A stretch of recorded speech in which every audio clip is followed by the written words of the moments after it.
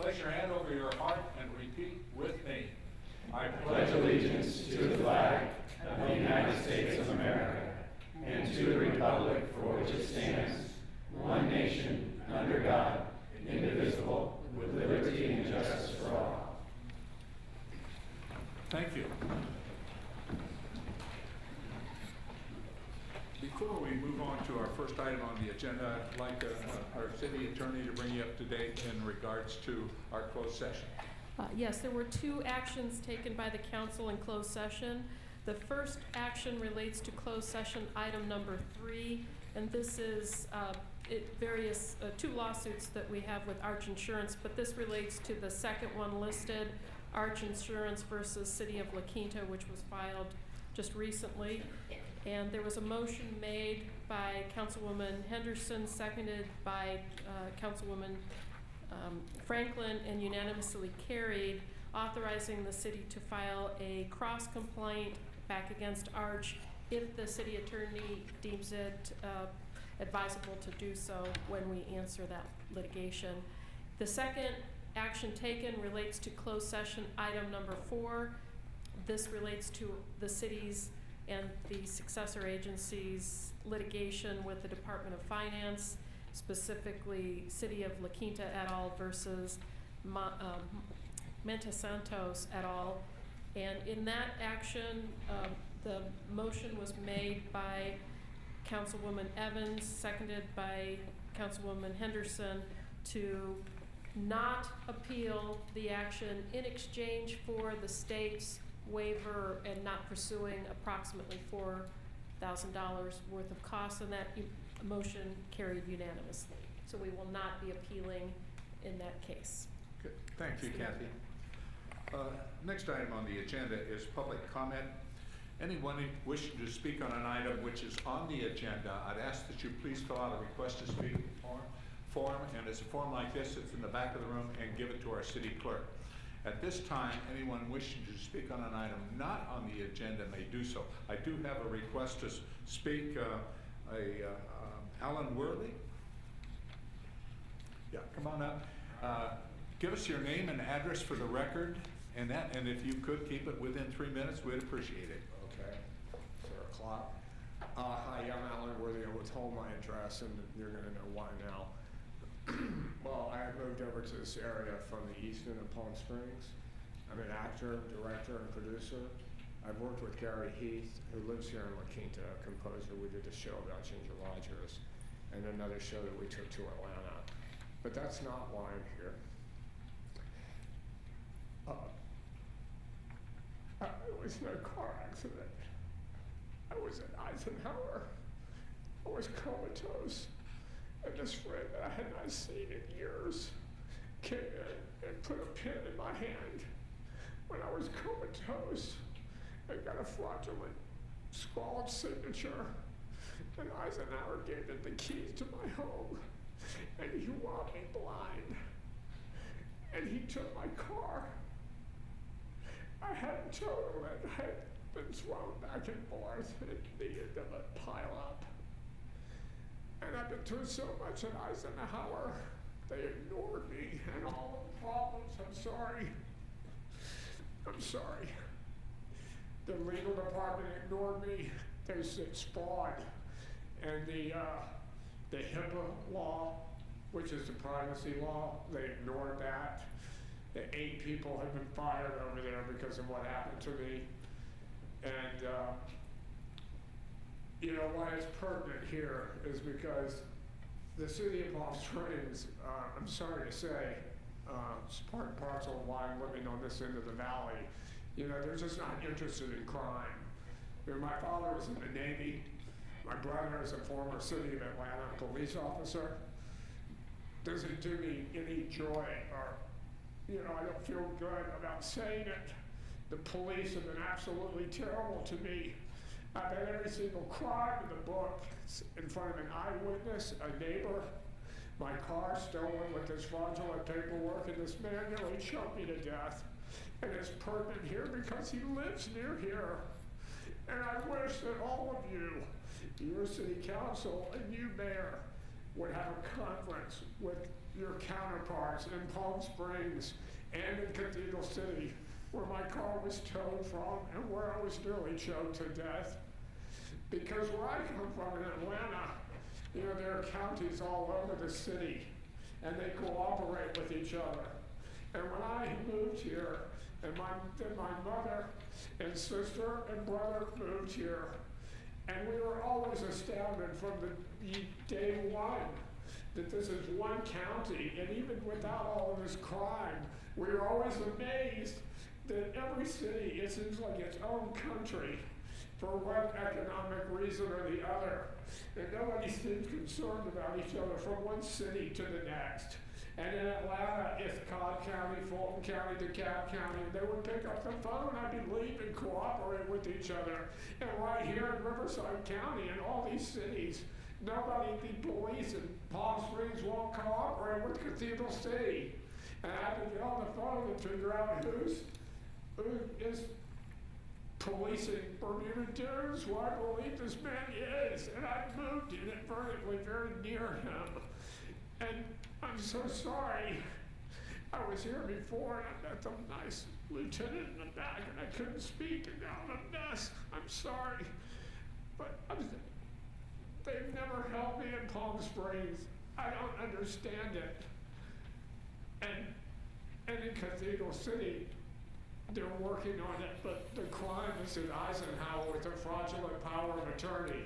And I shut down that legal department because I wasn't going to tolerate it. And so I told you 8 people fired. So, you know, I just wish that some thought would be given to a conference after the season draws to a close or something, as far as working together from city to city so that crime were not as bad in this paradise that we live in. You look around at this topography, and then the season comes around again, and all everybody thinks about is a golf tournament and a film festival, one right after the other there. And they don't care about people like me because I'm single and they have done nothing. And I just wish that perhaps you would give that some idea. I know that the people in Cathedral City would appreciate it because they don't like the way they've been treated by the city of Palm Springs, I can tell you that. I'm sorry to be so upset. I'm single. He had no legal right to do it, and to be ignored by the city of Palm Springs and Eisenhower has wrecked my life. Alan, we appreciate your comments and that, but there's nothing, you know, we can take what you've said into consideration, and when we deal with those representatives in Palm Springs, we'll bring this up. I wish you would have a conference with them. Everybody feels that way from one city to the next. You might as well be going to another state. I mean, it's crazy. Thank you. Thank you, Alan. Thank you. All right. Anyone else wishing to speak on an item not on the agenda? Seeing none, then we'll move on to the confirmation of the agenda. Are there any changes, additions, or deletions by staff? We have none. By council members? I would like to, oh, excuse me, Christie. On the consent calendar, I need to pull item 3, just for separate vote. 3? Mm-hmm. For 3. And I would like to pull number 7 strictly for conversation. Are you gonna make that a business item? No, I'm Okay, just gonna, just put just converse- talk about it. We can vote on it separately. All right. Okay. All right, we'll move on to presentations. We have 2 this evening. Public service announcements for citizens on patrol. Chris? Turn over to Lieutenant Dave Walton in a second. Yes. Good evening, Honorable Mayor and City Council. This that I'm going to show you tonight hopefully is a video that's a culmination of an outreach program that we started to herald the citizens on patrol within the community. The idea being that we want to gain some volunteerism within our community, provide an outlet for our citizens to participate and become the eyes and ears alongside our law enforcement officers. We hope that with this video we can present it out to the media outlets, Time Warner, Verizon, on the La Quinta Police website, and it will build interest and additional staffing. We've really come a long way in the last few months. We went from a small number of COP volunteers, and we've doubled that in the last couple of months. And so in August, we began production of this video, and I'll let the video speak for itself.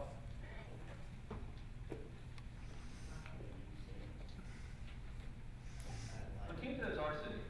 This is why we're always looking for civic-minded citizens to assist and support our deputies, as well as our police department. Be a cop. Cop volunteers patrol the city of La Quinta, and especially Markview.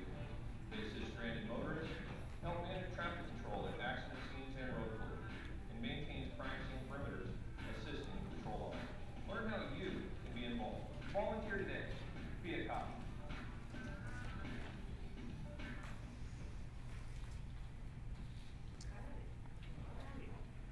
I think there was a little lag there, but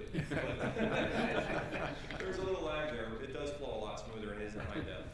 It's a really nice video, and we hope that this, once it reaches out to the community, will really grow our membership numbers. And as you know, it's a great opportunity for our citizens to help the police and become involved in their community.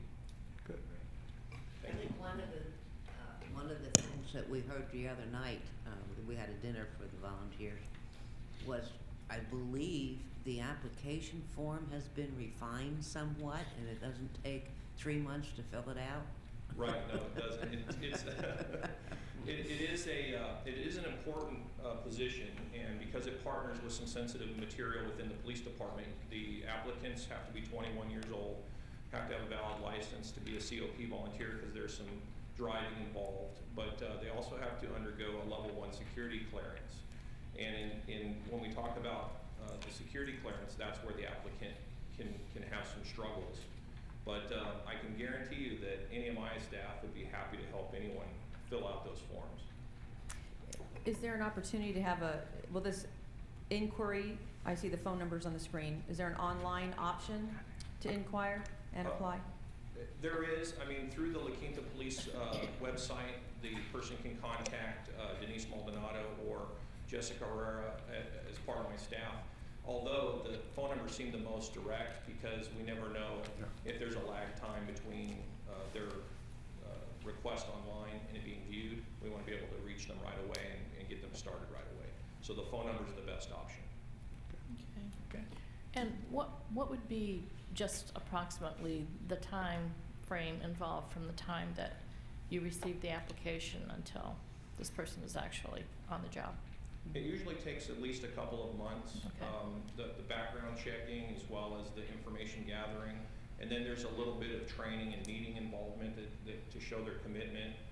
It does require commitment, obviously, but the commitment is on par with their involvement in driving within the community and being the eyes and ears. We don't want to just throw them in a car and send them out. Right. We want to make sure they're safe and they understand all the protocols. Okay, thank you. Good. All right. So Thanks, is Lieutenant. there's an option to put for more information, they could go to a website? Would you want to add that to the screen? If granted you want to track the visual with the calls to look at the trends of see the TV, pick up the phone. But if they're sharing it with their friends or neighbors, is it important? Will the people on the phone say, we also have more information about this? Or if they want to remember what was in the commercial? Absolutely.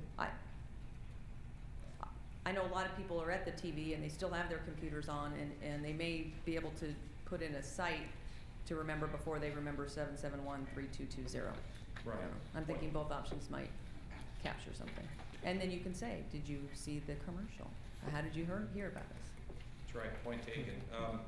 Absolutely, we can add the website on to the actual video. This is the 30-second spot. We actually have 3 total videos, but this one is the video that we feel is concise, gains that interest, that quick come and volunteer, makes you, it kind of grabs you. Mm-hmm. We do have a longer video that has a lot more, who, what, when, where, why, and as far as credits and everything else, but we thought this is the one we want to lead off with. And then if we do a little bit of refinement on the extended video, Mm-hmm. then we'll put that out for the council to approve as well. Will we be looking at this in Spanish at all, or playing on any Spanish stations, or having the subtitles, or I imagine there might be a need for volunteers to be able to interact with our residents who are Spanish only speaking? Yes, we don't have it in Spanish at this time. We do accept bilingual staff, but all our forms and the information in signing up, and as far as our day-to-day interactions, obviously the applicant would need to speak and understand English as when they join and become a volunteer. So the bilingual aspect is great. And so right now we have nothing but the English version. The English version. But we could easily update the video and dub it, or add the subtitles to it as well, going forward. Okay. Thanks, Lieutenant. Thank you. All right, second item on the presentations is the Coachella Valley Mosquito and Vector Control District. Bob, you gonna do this? Staff's gonna do it? Okay. All right, come on up. Give us your name and address for the record, please. So my name is Jennifer Hinkie. I'm the environmental biologist at the Coachella Valley Mosquito and Vector Control District, which is at 43420 Trader Place, Indio, California. Yeah. And I have with me our trustee from La Quinta, who is Robert Cox, as well as our public information manager, Jill Oviatt. And I am going to speak to you today on working together to prevent West Nile virus, how stormwater structures can breed disease-carrying mosquitoes. And if you have any questions as I'm going through things, please stop me as I go along. I'm happy to stop and have discussion if that's easier for you guys as I go through. But to start with, what I'm going to tell you about today is what it is that we do at our district, how stormwater structures impact our ability to do our work by reducing mosquito breeding, and what we can do together to achieve our common goal of protecting the residents of La Quinta. And so to start off with, what we're going to look at first is the life cycle of the mosquitoes. If it's been a little bit of time since you've looked at some insects, you might remember that they start off as eggs. In a mosquito's case, they live on top of the water. They hatch into a caterpillar-like larva that lives in the water, and then they become a pupa, and then finally they become an adult that flies around. So our staff on a regular basis look for stormwater structures that might look like this, or look like this, and they look and they take their dipper and they sample that water. They look to see if there are any mosquitoes in that water. And if they don't find any mosquitoes in it, then they fill out an inspection form into our computer system, and they schedule it for the next visit to see if it's breeding another time. If they do find mosquitoes, then they treat it with an appropriate product. They fill out a treatment form that goes into our computer system, and they schedule it for when it's going to have its next visit. Now, last year we had about 30,000 inspections and a little over 8,000 treatments, which is a lot of work. But we still didn't get all of the mosquitoes, and we know that because we try and collect the adult mosquitoes, and we caught over 500,000 mosquitoes in the valley last year, which is a lot of mosquitoes. What we normally do is bring those mosquitoes back to the lab. We see what kind of species we have. There are only certain ones that carry West Nile virus, so we only want to test those.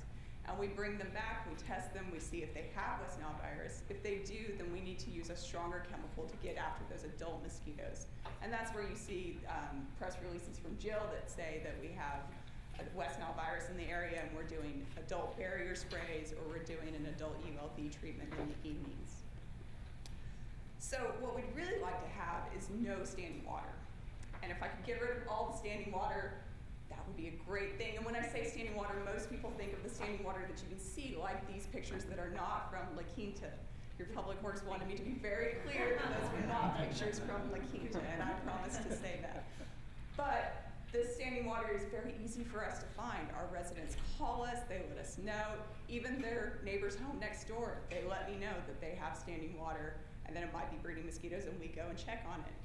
The bigger problem for us is the standing water that's underneath the street, and it's in the stormwater structures. And the standing water that's there gets there by residents overwatering their yards and the water running down the streets, or it gets there by lack of regular maintenance of those structures, which your public works does an excellent job of maintaining their structures. I like that. See, we work together on this one. But the homeowners associations that we have, unfortunately, don't always take as good of care of their stormwater structures. And they're supposed to, the city takes care of theirs, the homeowners associations are supposed to take care of the ones that are on their property. The other thing that sometimes happens is poor design. And while your public works department works really hard to make sure that the proper design is put in place, sometimes we have designs that don't work well for both of our needs. They're looking at a lot of the water quality issues. We want the water to go away. So they're trying to get the water to stay for a period of time in order for it to percolate through. I want it gone. So we are working together on trying to make sure we're fitting both of our needs, but it's a very important task, and sometimes it feels burdensome to people that are not in one of our two groups, and so we've been trying to make that clearer information as we go forward. So what are the things that we can do together? Well, we can educate our residents about overwatering and how to reduce that in order to be able to reduce their risk of getting West Nile virus. We're going to be working together on some of these maintenance problems of the sites. Tim has already offered to share their calendar so we can make sure that we're doing things in a way that's going to most smoothly work together on those things. We have some interesting ideas of things that we can do to fix some of the problem sites, and we're going to test those out. We've been testing them out in a couple of other cities, and we're looking forward to finding some of those locations that we can test those out here in La Quinta. And we also want to encourage the use of good design principles to prevent problems. And that's not just the stormwater structures, it's the landscaping that goes next to the stormwater structures. So what I would love to see us get away from is what's in the top picture, where the grass is surrounding that stormwater structure. I know the water's gonna go in there because we've got to water that grass. If I can get that sidewalk there, that helps.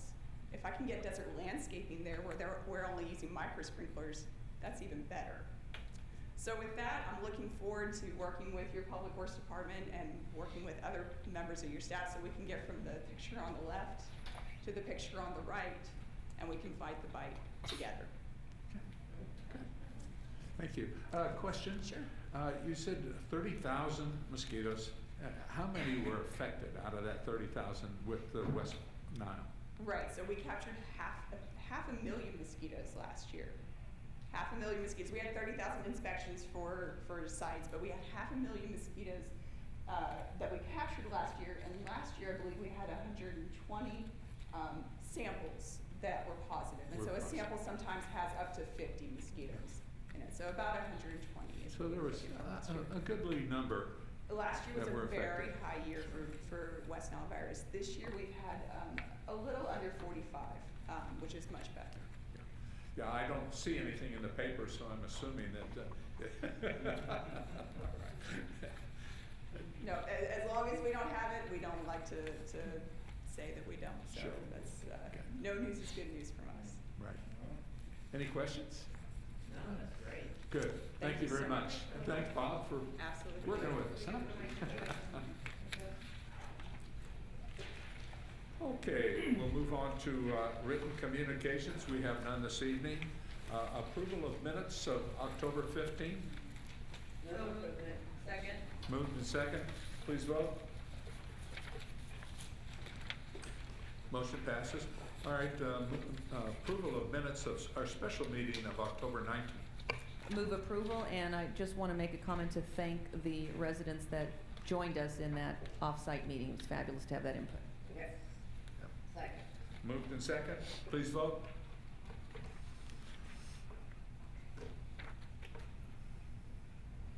Motion passes. Okay, we'll move on to the consent calendar. Move consent as amended by pulling number 3 and number 7. Second. Been moved and second. Please vote. Motion passes. Okay, 3. Christie? No, I Oh. think she just needed a separate vote. Oh, you just need a, on that. Okay. You do need to state the basis for your, The proximity of my house to Griffin Ranch is very close, so I have to recuse myself from this. Move approval of item number 3 on the consent calendar. Second. Moved and second. Please vote.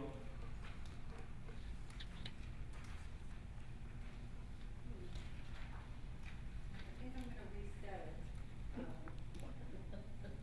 Because yours showed up. Okay. Okay, please vote again. But you're, yeah, because Chris, you're not abstaining. Okay, motion passes. You're Okay. recusing. I brought up the number 7, and that's the Silver Rock Resort irrigation relocation. I was a little confused and asked the question, why the overruns on this was almost 1/3 of the original contract price. It's a heck of a lot of money, and then I was brought into the information that the as-built plans were not correct and they were not complete. And consequently, when we got underground, we found some major problems.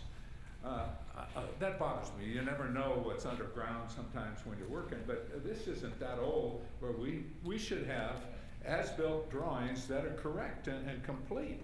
And if the contractor, whoever put the as-built drawings together for us, did not do his job, and it's costing us $130,000 to correct the situation, I think that maybe we might want to go back to the contractor and say, hey, you know, you ought to share in this thing because it's you not giving us the information and what caused this major override. So I don't know how the rest of the council feels, but I was a little upset about this issue. And it's not our staff or that's done it. It's the fact that the contractor didn't complete his job, and the as-built drawings are part of the contract.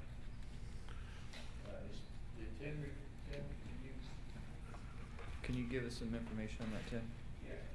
When, the original golf course was built by Lights Golf. They're still in business as far as I know, but they were also, we had a large settlement agreement. I don't know if you recall, after the golf course was finished. As-built plans and a number of items were discussed, and my recollection is we settled on a dollar amount.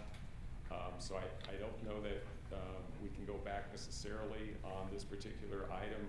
I'd have to research it, and I'm sure the city attorney would have to look into it to determine it. Basically, we almost across the board, we have the design plans for the project, but almost no as-built plans, period. And if you recall, the construction sequence was very rapid on this project. It was like we built it in 9 months. At times we had, 3 and 4 contractors working at one time. We had one person as the CM, and so we were moving very quickly on this, and that contributed to the fact that we don't have a lot of documentation on this. We do have an irrigation plan. It's more schematic than anything, I would say, at this point. So, lines are plus or minus probably 5 to 10 feet as to where their actual location is, and that played into this. The only thing I would say, so that's the bulk of that change order that you saw. We obviously everything's underground except we did move the golf cart path, and that's on us. We should have known where that was, and we included that. I will say that we didn't pay anything extra than we would have paid anyway if we would have known that information, because we would have had to relocate these facilities to be out of the way of the construction for the parallel canal next summer.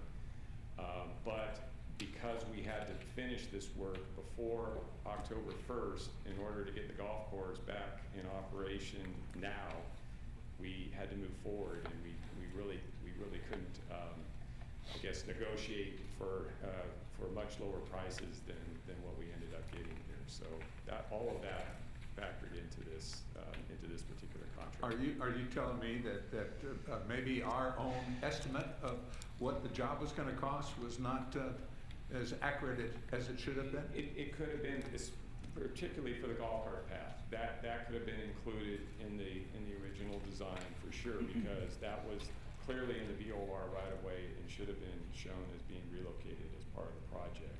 All of the underground work where you're talking about the valving, the different converting the different pipe type and so forth, that is a little bit harder to pin on the design engineer, because it's all underground and we didn't have as-builts really for them to work from. Can we anticipate, in as much as we've just made some major changes, that these as-built drawings will be correct? For the work that was just done, yes. But, that was only on just a segment that No, I crosses understand, but these 4 again, holes. if you're asking for as-built drawings, you expect that they are correct. We will definitely note where everything we moved this time is located for future reference. You know, normally, you see things and they're not that much, but when you're talking 1/3 of the overall contract, Yeah, the original contract amount was, okay, 387,000, so it was about. and this was 130 some odd, Yes. and that's Yeah. 1/3. So it was a major amount, and that's, It was. I guess that's what concerned me, that we're over that amount. You know, normally if we're talking a few $1,000s, you'd say, well, that's understandable, but this amount was more than I could accept. I understand totally where you're coming from. Okay. And you're saying then the engineers originally that did all this work didn't document everything that they did? Well, we have the design plans, but the as-built plans are taking the design plans and showing where everything actually was located. That's the part that Yeah. fell through the cracks, on a lot of the golf Yeah, courses. the design plans and the as-built plans, when Are you're two dealing different with things. underground. Well, and as we go into the future, we now are aware of this problem. And my recommendation We would pothole everything, I'm hoping, at least. That's a good thought. We will also, we're gonna have to have a higher contingency, also going forward with, the relocation of the canal and the Yeah. holes that we're gonna have to repair after that. We're gonna have to have a higher contingency because some of these items are gonna be unknown as we get into them. Right. But we could pothole whenever possible. But Yes. what you're saying is, had we known, had the as-bills been accurate, the total might have been closer to the 522. It absolutely would have. Yeah, we didn't, So we we bid didn't for pay what the we knew. contractor additional time, move-in, or anything like that. These were hard dollar amounts to do this work. Where did that extra come from? Well, the extra came from the original authorization, back in May. We set aside $1.7 million for Okay, repairs to the so golf it's more course. than enough to cover. In our So- budget savings. But we still have more to do because, Yes. as you'll see when we get to the canal agreement, there's other things that we're going to be doing with that money. Okay, thanks, Tim. Sure. Okay, I'll entertain a motion. So moved, number 7 on the consent? For approval. Moved and second, please vote. Motion passes. Okay, we'll move on to our business session. The first item on the agenda is appropriate funds to the Coachella Valley Economic Partnership in support of the iHub Acceleration Network Project. Staff report, please, Chris. Thank you. Good evening, Mayor and Council. The Coachella Valley Economic Partnership, or CVEP, successfully received a Phase 1 planning grant for the development of an Eastern Coachella Valley iHub focused on advanced manufacturing. So they received this grant in the amount of $200,000, and as a key requirement of the grant is to secure an additional $200,000 in local matching funds. So this is the reason why CVEP has requested the funding this evening, is they are reaching out to various stakeholders, including Quinta, requesting $40,000. They are also in conversations with neighboring jurisdictions. Since the last presentation CVEP made to the City Council, they have further refined their proposal and identified some key deliverables as a part of the project. And I've invited them here this evening, and they'll be sharing more information and are available to answer additional questions. But some of those key deliverables are, in partnership with the University of Redlands, they would be developing a GIS economic development tool that pulls together land information in a visual capacity and driven by data. They're going to be conducting an assessment of which industries are viable in the Eastern Coachella Valley using this tool. Also looking at potential locations that would be best suited for a future iHub in the Eastern Coachella Valley. As a part of this first effort, they will be working on a trade and export plan, so which goods are able to be exported and readily available in this region, and then ultimately establishing a business plan for the future development of an iHub. So this is the first phase of the effort. There is a second phase which they are able to apply for additional funding. So should the City Council elect to support the project this evening, the source of funds would be from the city's general fund reserve.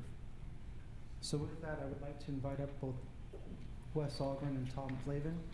They have a few pieces of information for you. What does GIS stand for? Geographic Information System. Thank you. Introduce yourself. Yes, sir. Wesley Albright. We know who you are. Chief Operating Officer for the Coachella Valley Economic Partnership. And Tom Flavin, the President and CEO of the Coachella Valley Economic Partnership, is here. He's my backup. Yeah. So I think Chris kind of covered it, but I've got a couple of slides. We talked a little bit about in our planning session, sort of what really is sort of advanced manufacturing. And it's not sort of the pipe in the air blowing out fumes. It's using technology to make things better, faster, stronger, process improvement. Here's some characteristics of it, but it's design driven. It's technology, innovative products, reliable products, all things that are suited for the Coachella Valley. So we're obviously not going to have a large 3M plant here that's 200,000 square feet churning out things, but we're going to have a lot of smaller, innovative, advanced manufacturing opportunities in the Coachella Valley. And it doesn't have to be, it can be 2,000 square feet, it can be 100,000 square feet. So it's sort of very scalable in what it is. It's interesting, last week Jeff Immelt from GE was here, and he had this quote here, but advanced manufacturing is one of their pillars and of GE, and they're getting into smaller communities like the Coachella Valley for some of their more targeted things. So it provides us an opportunity, as we talk later on about the sustainability opportunity, for a network of innovation hubs in the Coachella Valley to partner with folks like GE and other folks. And that sort of has always been the long-term goal, is to use city and catalyst to get the things started, but then ultimately we need to have private sector partners and create a sustainability model around it where it generates its own money. So that's sort of the long-term goal. And Chris talked about the phase 2. This is a planning grant. We will submit we'll put all this together over the next several months. We'll submit it next September 2014, and we'll find out in December if we get the big dollars. And this is a federal grant.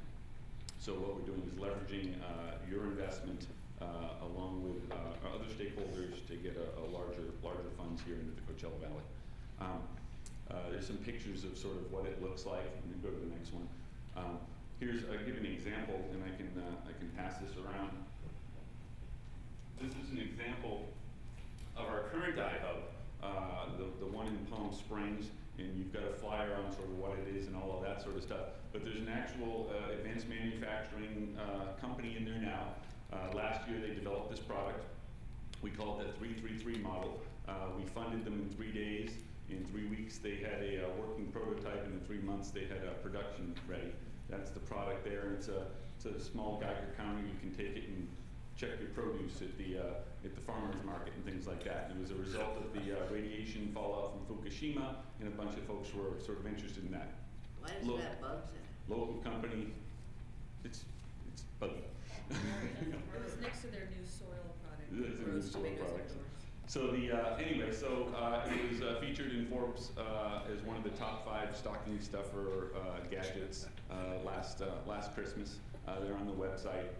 They have they're on Amazon.com. Anyway, local company. They did all of this here. There's a circuit board in there. There's technology, 100% developed here in the Coachella Valley, and those are the types of opportunities that we're looking at with this expansion of the iHub network. So if we got it. This is a quick 2-minute video that really sort of sums up what it is and what we're looking at. I had a business in Arizona that was doing electric car conversions. And my business partner, Ben Lazardi, had a company here in California doing car conversions. And so we met at a trade show, and he said, why don't you come down to Palm Springs? The business climate here is quite good. And then it just so happened about the time that I was considering coming down and joining forces with Ben, the incubator opened up, the CVAP IHOP. And we were their first client. Then we started working on a business plan to do conversions of gas cars to electric. Well, it turned out that we did the business plan, we got very little interest from investors, and we got no interest from the customers. But in the process of doing that, we developed some components to do the conversions. And as these conversions, it turned out to be quite a robust business.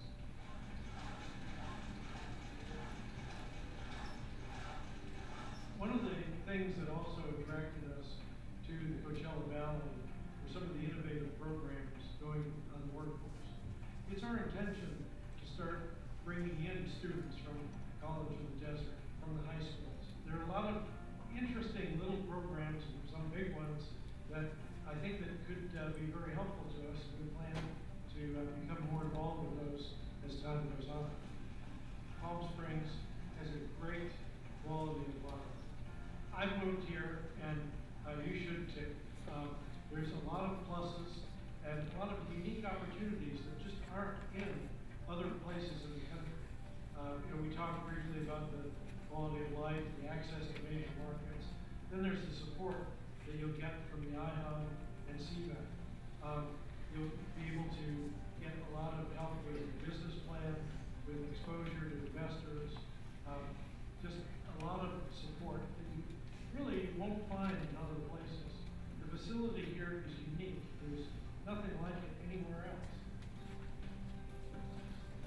So all the equipment that you saw there was relocated from Arizona. So we recruited and attracted a company from Arizona. That all the work is done locally. They've got several different projects going on. That's the type of company that we want to replicate throughout an iHub network in the Coachella Valley. They're hiring folks about one per month, depending on the job flow and all that. It's kind of exciting stuff, and they're going to be one of our success stories. One of our more recent success stories, just this week, you may have seen the press article, I don't know if you have in front of you. Silicon Springs was one of our iHub startups, and they have graduated, moved into market rate space, which is the goal, obviously, and they have several projects where they're hiring people and doing things. The goal there is to create a Silicon Valley here in the Coachella Valley, and those technologies will support the innovation network, the iHub network, in the East Valley and throughout the Coachella Valley. So it's we have a strategy, we have a plan, a lot of work in parts, obviously, but it all works together. We're trying to increase the intellectual capital of the Coachella Valley and diversify the economy is sort of what our goal is. Ultimately, these companies will create jobs in our community. So I'm available for questions. Okay, questions of Les? Sure, I'll start. All right, so it looks like according to our report, the CV Enterprise Zones committed $75,000 towards this $200,000 match. Is that confirmed? The way I think that is structured is that the 3 cities who gave to the enterprise zone, since the enterprise zone is going away, they're reallocating those funds from that were invested, Coachella, Indio, and Riverside County. They're going to reallocate those as part of their investment. And then the idea is that each one of those stakeholders would add to that to come up with a $40,000 number. Each? So, each. Right. Is what the ask is, yes. Okay, and has the city, any of those cities and or Palm Desert or ID have confirmation of their $40,000? They do not.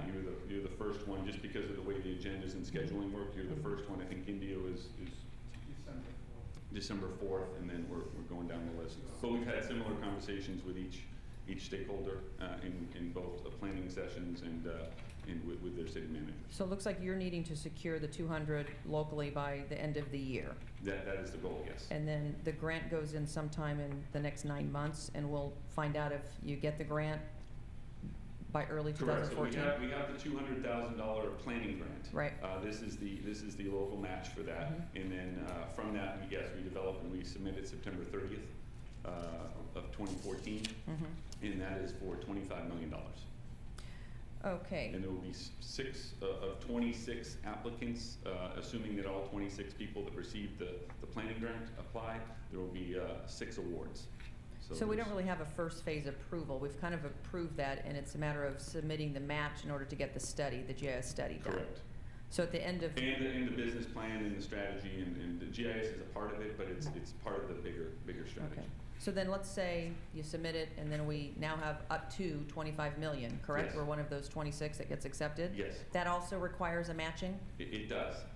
but it's not necessarily a cash match. So for example, if the county were to donate, just an example, the county were to donate a piece of land, 2 acres by the airport, for example, to develop a facility or do something with, you could amortize that over 20 years, the cost of that, including property taxes and some other things, and that adds up quick when you start to do it that way. You can do staff time, you can look at in-kind opportunities as well. There is some cash requirement, but we'd be looking at more sort of leveraging our partners in other activities. And the study, the survey, the document piece that we get back that helps then determine the future opportunities, is that specific to the geography of the contributors, so Palm Desert East, or is that region-wide? We would be looking at, so the idea is to develop what's the best strategy and best plan to develop a network of incubators in the Eastern Valley, as it were, from Palm Desert, out to Riverside County. Where that goes, it may be one, it may be two, it may be several. We don't know what the outcome's going to be. It certainly could be anything, but yeah, we're looking at those specific geographic areas that obviously that the stakeholders are involved in. The bigger picture is, long term, we develop this network of incubators. They all work together, leverage resources, and it becomes a valley-wide sort of opportunity. As you guys know, nothing stops at the border. Your folks that live here work in other cities, and other cities that I work in Palm Springs, and I live in La Quinta. Well, I like the concept, and I'm a supporter of region economic development. And obviously this would be unfunded for us, and they need it before next budget year if we were to approve that. And I can see supporting that, but contingent upon the other cities confirming their contributions as well, so we know it's a done deal. And I guess at the end of the day, we clearly don't have anything to contribute at this point in time on a $25 million up to match, but it's not that much different than when we would hire consultants to look at studies that would help us determine future opportunities for economic growth in the area, and our contribution could be an equivalent to that per se. So, I'm in support of the idea and the concept and the potential for La Quinta to contribute, but I would definitely say it would be contingent upon maybe other cities saying yes as well. Okay. So, thank you, Wes, for answering the questions. Terry? Yeah, Wes, I don't have as many questions, if you will. No, and I appreciated every one, because I may have had more if she hadn't taken long. But at any rate, I'm glad, as far as gathering the information is concerned, that we're probably all on the same page, is getting more and more information. And I think that it's my comments would be that I think the organization is doing what it set out to do. I think we have paid our dues. I'm beginning to get a little fearful of the grant process. I know for a fact this will not be the last time you're here to do a matching grant. And I'm also a little fearful, as I was at the very beginning, that we aren't creating another governmental agency. So I'm not as enthused about contributing at this time. Certainly our budget this year did not include it, and I'm very, very protective, even more so, of our reserve fund. I don't know what tomorrow brings. I'm hearing good things, and I'm not going to chase them away.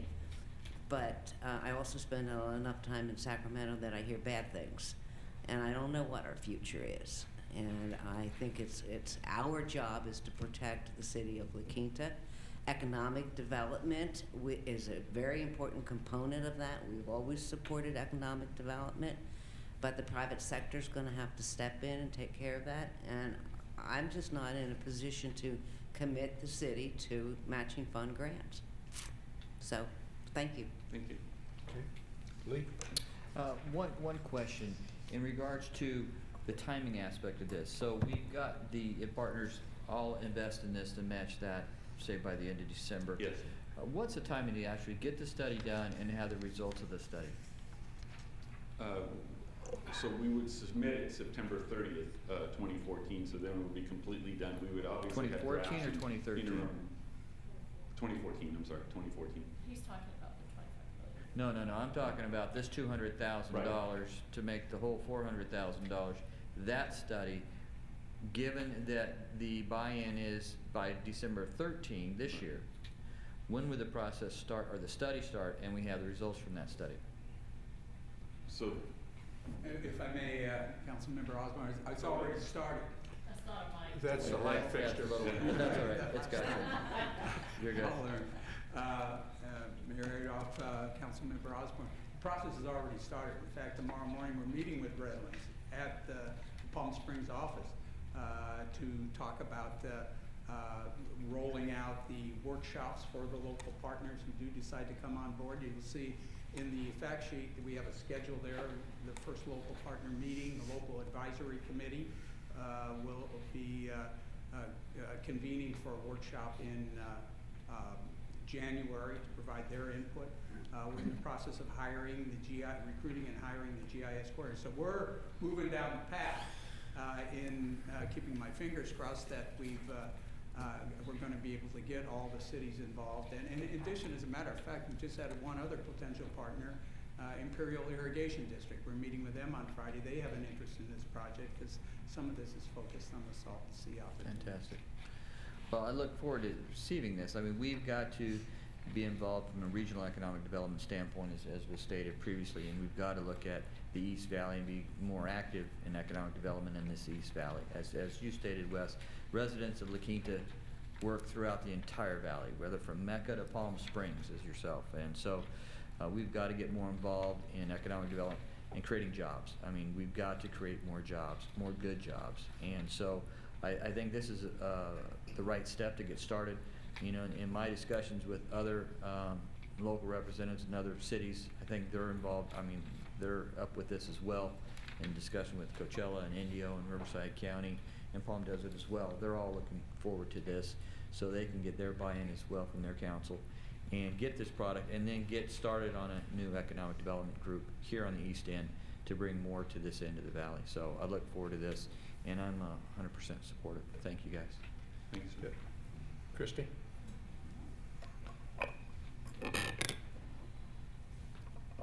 So in developing this GIS tool, our focus obviously is more East Valley because we already have the iHub and incubator, or the iHub on the west end of the valley. So it says develop a GIS tool. Has this been tried in other places? Is there history that shows it succeeds? Yes? Yes, so the we're not technically developing it. We would use the existing Esri GIS tool customized for the sort of the footprint that we're looking at here in the eastern Coachella Valley. So we would drill down to those specific areas and design inputs to require the outputs that we're looking for. So okay. It's already developed. The data sets are already there. So we're not investing in programming and sort of new tech or developing new technology. It's Esri, as you know, is based out of Redlands, and right. so okay. sort of local. Well, I am in favor of this. The caveat being that other folks have to get on board too. So it's anything we can do. I think Lee nailed it probably better than anything else when he said we've got to create jobs. I mean, it's really important. Not talking about it is great, and out there ideas are great, but this seems really solid to me. And just so you know, I'll be at that IID meeting on Friday too. Thank you. Yeah. Thank you. See what they have to say. I'll report back if there's anything really good. Thank you. When you're dealing with people that are interested coming into the valley, and then are you promoting the old enterprise zone for development more so?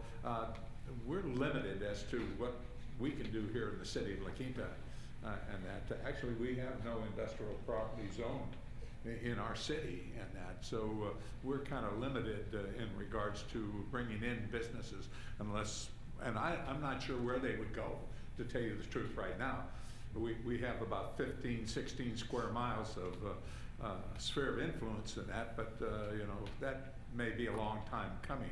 But are you promoting the old enterprise zone? We do for another, 36 days. Then if you don't get your vouchers in by the end of December, I don't think you're eligible, so. They're going If I could, you've got all of next year to actually get the voucher, but those employees that create the credits, that's the voucherable employee stops the end of this year. Right. Yeah. So, interesting question though. What we do have is we partnered with all 9 cities, and we have on our website, and access each city has it, is a site selector tool. So we partnered with Catalyst, and it's on our website. You go there, and each city can customize it for just their city if they'd like, and I think many cities have. And if you're coming from out of the area, folks can go in there and say, I'm looking for industrial land, or I'm looking for commercial, or whatever, and they can drill down and find those properties. We also partner with a lot of local, commercial, industrial real estate brokers, because they're a lot of times they get the first call when the company's moving here. So we have great relationships with them. The idea being that once a company decides they want to come to the Coachella Valley, we need to do everything we can to make their transition and set up and start up as easy as possible. So that's sort of what our But, role you is. know, you talk the benefits for the whole Coachella Valley, Yes. which is probably, correct in that. Why are you putting the financial burden on the east end of the valley for the $200,000? Well, first of all, the original financial burden was absorbed by the organizing cities of Palm Springs, Cathedral City, and Desert Hot Springs to get into the iHub program beginning when it was initially announced in 2009. And those cities, over that period of time, provided $175,000 a year exclusive. There was no state support, no federal money in the program to get the iHub to the point where it's at now. Then when we went to the Accelerator campus, of course, larger amounts of money were invested. The city of Palm Springs invested $1 million over 3 years. The Desert Healthcare District and Wells Fargo invested another $600,000. So we've been able to cobble this together, but when we talked about expanding the project, this whole concept is no CVEP resources from any investors or any other sources supported any of the iHub activities. And this is kind of a pay to participate opportunity. You can choose to be a part of it or choose not to be a part of it, but that's the business model that we're carrying forward to the East Valley, because we need partners who are engaged, frankly, have some skin in the game to make sure that we're working together to make it the success that we all want it to be. And I think one of the things, if you look at this article about Silicon Springs, this is a company that was in the iHub, incubated, and really supported by the resources the 3 cities put in. But you know where they took their office space? In Palm Desert. And it just kind of illustrates the regional nature of the economy, what's going on, and the important thing is this is a company that's going to drive and attract a lot of other technology companies to this valley. And just having them somewhere in the valley is really important, because we're going to be able to leverage that with other technology companies. It's nice to be optimistic about it, but I like a little bit more than optimism in that. All economic developers are Tom, I optimists. guess, we're a very conservative city. We always have been, and that's why financially we've always been in good shape. And we may have been criticized for having maybe too much in reserve, but we've done this and to protect ourselves and our citizens, and so we want to make sure that the best use for the money that we have that belong to our citizens in the city of La Quinta is spent wisely in that, so that it provides a benefit to our community in that. We're not in Las Vegas betting on the crap table and that. We want to make sure that what we're doing is correct and it's to the benefit of our citizens that we have. We And certainly I guess, understand and respect that. what you're telling me is, okay, the west end of the valley coffered up and really got this thing going. Now it's the east end of the valley's time to say, let's be part of it and to promote the program that you presented to us in that. And I don't see anything wrong with that in regards to what is best for the east end of the valley, because Indio, Coachella, Indian Wells, Bermuda Dunes, they're all consolidated here in the east end, and we work closely together. We want to make sure what we do is done for the citizens of this end. Sometimes when we're splitting the west end of the valley versus the east end of the valley, sometimes we get into a little bit of a brouhaha on that, but we're very protective of the east end of the valley in that. And I agree that I would like to see what happens with the other cities and that. You know, I don't mind supporting this so long as we're not overdoing our share in regards to it, because it's questionable that they would be built in the city of La Quinta, the facility, although they may work and live in the city of La Quinta, but they wouldn't have the facility in our city yet. I'd like to see this happen in the future, but when we're dealing with the county and our sphere of influence, I think that will come about one of these days. Mr. Mayor, I have a follow-up question based on what you said. You mentioned the Salton Sea and some of the impact obviously this could possibly have on generating opportunities there, either through state or county dedicated funds or through the Salton Sea Authority. Is there an opportunity for them to contribute, as I see great benefit to the possible tech that could be coming out of all of the geothermal and everything else down there? Very much so. Obviously, you haven't identified it specifically yet, but that's one of the purposes of our meeting on Friday, is to talk with an important partner in that process to hopefully get them interested in the opportunities. Because quite frankly, with the geothermal resources that exist there, one of the things that we found with the existing iHub is a number of our companies are involved in the storage of renewable energy for wind and solar. Well, gee, why not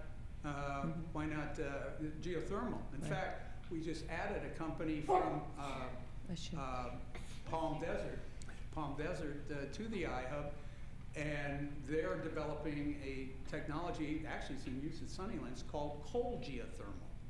I need Joe Wallace here to explain what all that means, but there's really a lot of innovation taking place in the business community and really in society in general. We want to capture as much of it as we can here. Well, and I will say I met with a couple of the senior partners from Silicon Springs, and one of which lives in La Quinta.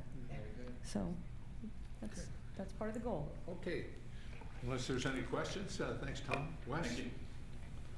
Well, with that, Mr. Mayor, I'll make a motion to approve our $40,000 contribution to this program, subject to the commitment from the other four partners being Riverside County, the City of Indio, the City of Coachella, and the City of Palm Desert. I'll second that.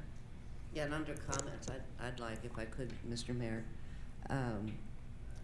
again, I certainly, where'd they go? I thought you were over here.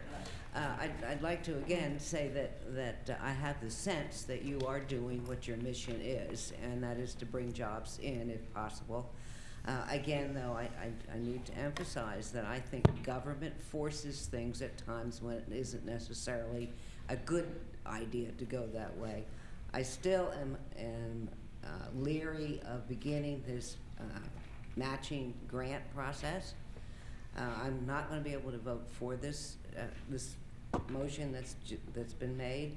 I do think that we have municipal affairs that we need to take care of as a city, and that there are other places that the business community can participate.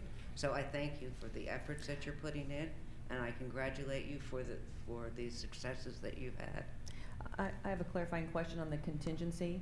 Is that for the cities to also match 40,000? Because they're definitely going to exceed 200 if everybody gives 40. Yes, it's 40,000 apiece. Well, 40,000. Right, okay. To get to the total of 200,000 in general. given, because, I mean, What's you've the got, math on that, Tom? Come on. well, it's Because you've got- $40,000 apiece between the 5 entities. You've got 6 entities with IID Yeah. plus the 75,000 Well, already. We recently added Imperial Irrigation District. Okay. If I can get all 6 entities to commit to 40,000, we'll rebate the amount, Okay. back like to- Your total amount is It's 200. 200,000, yes, yes. Okay. So each of our border cities need to do 40, they have to Right. match our 40. Right. Is this contingent on the budget? It'll be pulled from reserve, What budget? right? Yeah, well, Yeah. you mentioned something Well, about. looking at later on in next year, in 2014, we'll look at an East Valley Economic Development Group, But- and that'll come into next year's Oh, budget. But for And this time, for we're this- talking about taking it out of reserves. Yes, sir. Okay. For economic development. All right. So, Just one. it's a little. You should just stay up here, Tom. No, one more quick question. If this is approved tonight, you actually don't need the money in hand until, Until the first of the year Okay. sometime. Okay. You know, the way the grant is structured, we incur costs, we incur expenses, and then we bill EDA for reimbursement. Okay. So, until, first of the year sometime would be okay, nice. all right. And you will meet with the other cities in Yes, between we've got time them all- to all get a scheduled. commitment? Yes, we're scheduled for council meetings, December 4th in Indio, December 11th in Palm Desert, December 11th in Coachella. And the county's gonna, they have their own process. Right. They can use discretionary funds. huh? Yes, Yeah, I they can. know. We just Oh, gave it that's it. That's right. 5 million. Okay, thanks, Tom. Thank you. Right. Yeah. All right, there's been a motion and a second. Please vote. Okay, motion passes. Okay, we'll move on to item number 2 on the business session, and that's introduce ordinance to revise Title 8 of the La Quinta Municipal Code and adopt the 2013 California Building Standards Code with local amendments. Staff report? You don't have to go through everything. Promise not to read the whole code.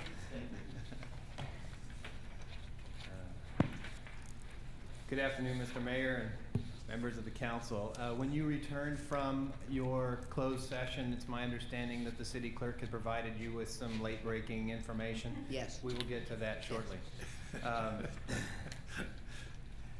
As I'm sure you're aware, the 2013 California Building Standards Code becomes effective on January 1, 2014, regardless of what we do or do not do here. So that might be terrifying or comforting to you, Yeah, depending on your point of yeah. view. It is But what it it will is. be effective on January 1. And most of what we're adopting is really imposed upon us from the state level. So the majority of any changes to what I'm required to enforce in the building community are those things that are imposed on us by the state.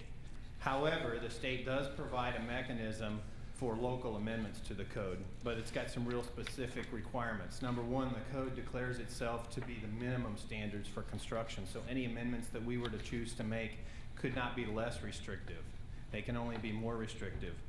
And in order to make those amendments, you have to justify them by unique local conditions in 3 categories. Number one, climatic, and this council has historically agreed that we have some unique climatic issues with heat, dry weather, and potentially high winds. The second item is geological conditions. Most people are aware we're kind of near a seismically active area and 13 months pregnant on the big one. Whoa. And we also have some unique topographical conditions in that we're surrounded in a number of areas by some fairly tall mountains that isolate certain areas of town.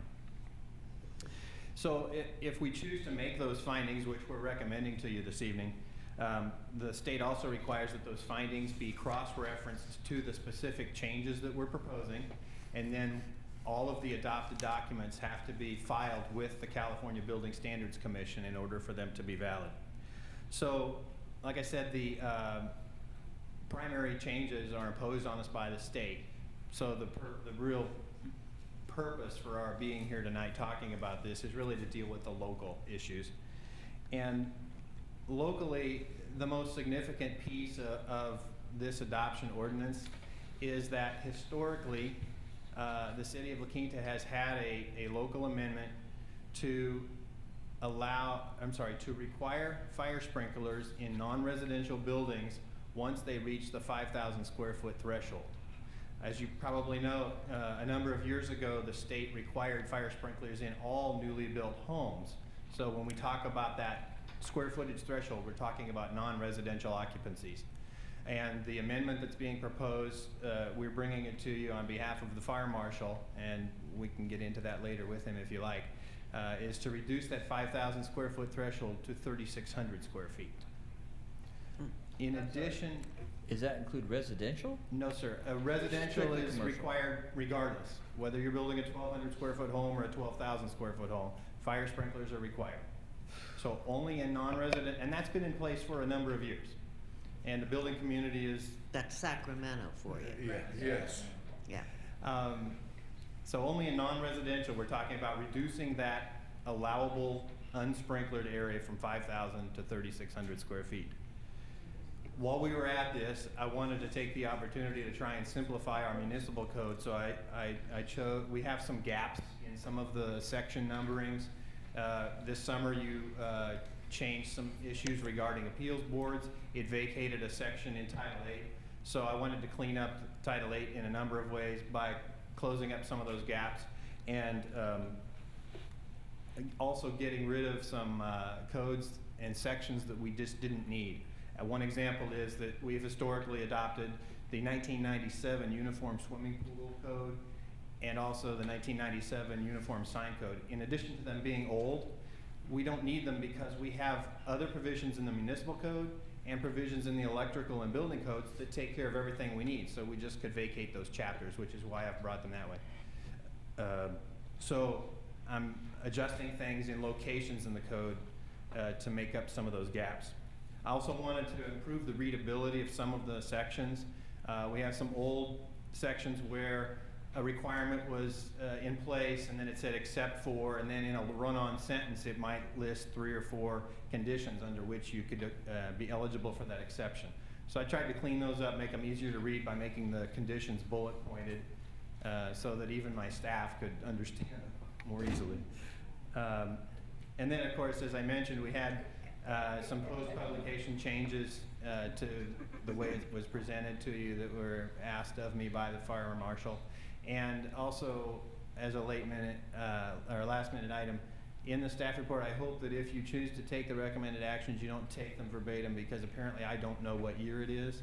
And the request for a public hearing is actually for December 3rd, 2013, not 2014. I did send draft copies of our proposal to both of the local building industry associations, and both of them have responded to me in support and with no comments. And if you have questions on most of the codes, please address them to me. If you have fire code specific things, Fire Marshal James Frater is here to answer in his area of expertise. Just a quick one. Have you massaged our codes that meet what is required by the state? Yes. Okay, well, that's, you know, so long as we are up to date and meeting what they're saying, what more is there to do? Yes, the only things that I've done is, as an example, the building code lists a certain, has a list of things that you can do without requiring a building permit. And the things that stand out most in that are some walls, whether they're retaining walls or freestanding walls. We feel that because of our seismically active area, we needed to reduce the height of a wall that you could build without a permit. And so that would be an example of where we've massaged our code, not only to deal with the state code, but to go beyond it. Yeah, yeah. Okay, questions? Under comments, Sure. under comments. I mean, it is the state of, I should say Sacramento, continually strives to make it more expensive to live, build, and have business here in the state of California. And it is their ever-ending challenge to make it tougher and tougher.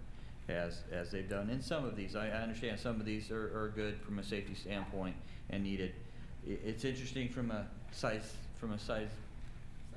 seismic standpoint. You know, we've got a neighboring city that just approved a substantial community on top of San Andreas.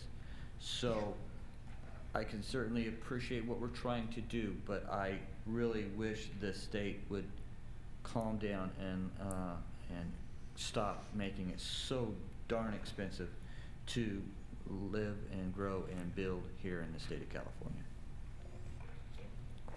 Do you have a couple Vincent? questions? Yeah. Couple questions. So I'd inquired about any projects that might be in process on the square footage change that would then impact that potential business's need to resubmit plans, drawings, et cetera, if we're underway and something happens where as of January 1st, now they're required to have sprinklers, but if they get it done before that, they don't.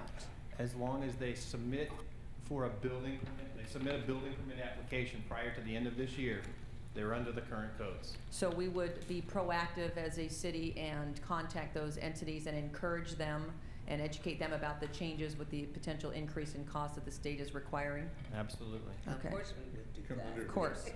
Grandfather clause. And then I guess the other thing is on pool fences, and I know that's not really changing. Well, I guess some of it's changing. So somebody that just has a house with a backyard, whether they're in a gated community or not, that has walls on all four sides, doesn't require an additional fence directly around the pool. And those people, because that's supposed to be a safety thing, but how is it that in a golf community that you don't need a fence around a pool when that seems like the most unsafe access point to a pool? I find the language in the state code fascinating. I'll use that word. Help me understand. The state code requires that I make you protect the occupants of the house from the pool that sits on the same lot. It doesn't make me require you to protect the kids coming down the street. Wow. So La Quinta has exceeded that requirement. So for example, in the Cove, not only do we protect the occupants of the house, but we do require that the neighbor kids can't go into my backyard and jump in the pool or fall in the pool. However, since the state does not require protecting the neighbors in gated communities, for example with golf, we have a pretty long-standing situation where we've not exceeded the state code and not required everyone whose backyard backs up to a golf course to install a 5-foot tall fence. So if a golfer decides he needs to fall in your pool, I guess he gets to. And that means we're complying or not complying? We comply with the state law. We exceed the state law requirements in those communities that don't have that amenity. Don't have free access. Okay, I get it. Well, And Linda, I find it, it boggles your mind because they'll require a fence around a pool, but 100 feet away is a lake there. That you can still that's drown in. 20 feet deep, and with no fence around it. And you're saying, what? it doesn't make sense. I I'm guess- pretty sure you don't want me to put a fence up around the lake here in the Civic Center Park. And then I don't want to leave our fire folks out, so I do have a question about sky lanterns. Mr. Frater. Let me introduce our Fire Marshal, James Frater. Hello. Where's my sky James lantern? Frater, Riverside County Fire Department, County Fire Marshal. So, these are the Chinese lanterns, right? That you light up with a little candle and they float and it's beautiful in the sky and you just watch it go away and see how long it lasts. Yes, Councilmember Evans, it is they're usually paper, Mhm. and it's similar to a lantern. They usually have a candle inside, and that candle heats up the air inside of that particular lantern and then provides buoyancy, and it floats 10, 20, 30, 40, 50 feet up in the air. So the recommendation on our code is by any of the contract cities that you provide service for, including La Quinta, is to allow those but only when they're tethered. What the base requirement is that they're prohibited. That's what we're proposing. And that there is an exception in there for the fire code official to allow them for cultural, religious ceremonies, things like that, that with additional safeguards, such as tethering would probably be the most prominent one, where they're tethered to the ground so that they only go That kind of 15 feet, 20 feet defeats up. the purpose sometimes, but I get that. Yeah, So they this can't this float over. So this would be something that La Quinta's adopting, but it's not a requirement in the state of California? Correct. It's not in the state base code. I can tell you that I believe that San Luis Obispo County has prohibited them. Orange County Fire Authority is proposing for all their partner cities that during this code cycle that it's prohibited, and that's where the language actually is coming from, is from their proposal. And the county, Riverside County is proposing, we're moving forward with that proposal to the county and all of our partner cities along with that. And are there statistics that these sky lanterns have caused significant fires? I believe there has been one that I know of up in the San Luis Obispo area. One Then One fire. what's One fire. that I'm aware of up there. I do know that one of our staff members who lives in Palm Springs witnessed one floating over his house and landed on his neighbor's house on the roof. The neighbor was not there. They were asphalt shingles, and it did start a fire on the roof. It was lucky that he saw it and was able to get his garden hose and put that out before it did significant damage. And so, it is a hazard. The state fire marshal has issued a safety bulletin on them, indicating that they feel that they are a safety hazard and recommend that we don't move forward with allowing those. Okay. So we're not prohibited from lighting them in Glamis then, because it's not part of our CDF contract. If you've ever seen these Chinese lanterns, they're actually very beautiful, floating around in the air in mass, but I can see where in a localized area with a lot of homes, that could be a fire hazard. All Yes, right. and also, not necessarily here, but in our wildland areas, close to the wildland areas, it can It would be start. problematic. Yes. Thank you. Thank you, appreciate it. I have a question for Greg. Sure. And this is maybe a little offbeat, so bear with me. SB 275 and AB 32, the greenhouse gas emissions that was passed about 3 or 4 years ago, maybe 5 years now. Okay, But specifically, you don't know what I'm talking about? not specifically. Okay. Is Les here? Do you know what I'm talking about, Les?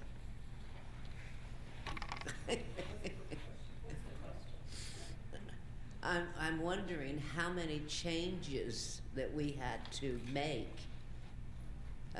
because of those two pieces. This is unintended consequences I'm going after because of those two pieces of legislation, if you knew. Well, we did not spend the time To do specifically that. going through all of that. There certainly are changes. And we know there are scheduled changes that the state's already announced they're going to be doing, even going further forward, in trying to increase the energy efficiency of homes.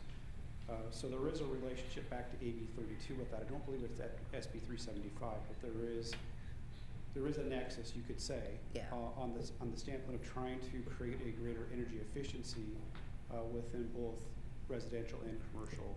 Well, one of these pieces of legislation came along with grant money to, but it was not matching funds, but came along with grant money for cities to be able to apply for the cost of changing general plans to bring some of these things into place.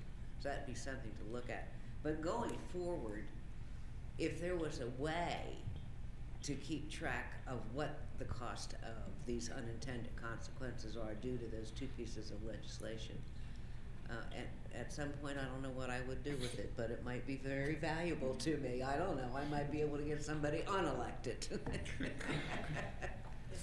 What we can do is we can outreach to both the Building Industry Association and the Development Builders Association, because I'm sure they're watching that very closely. Okay, all right. So we'll follow that would up help. with them. Thank you and very ask. much. Thanks, Les. Any other questions? With that, then, thank you, sir. And it's up to the council.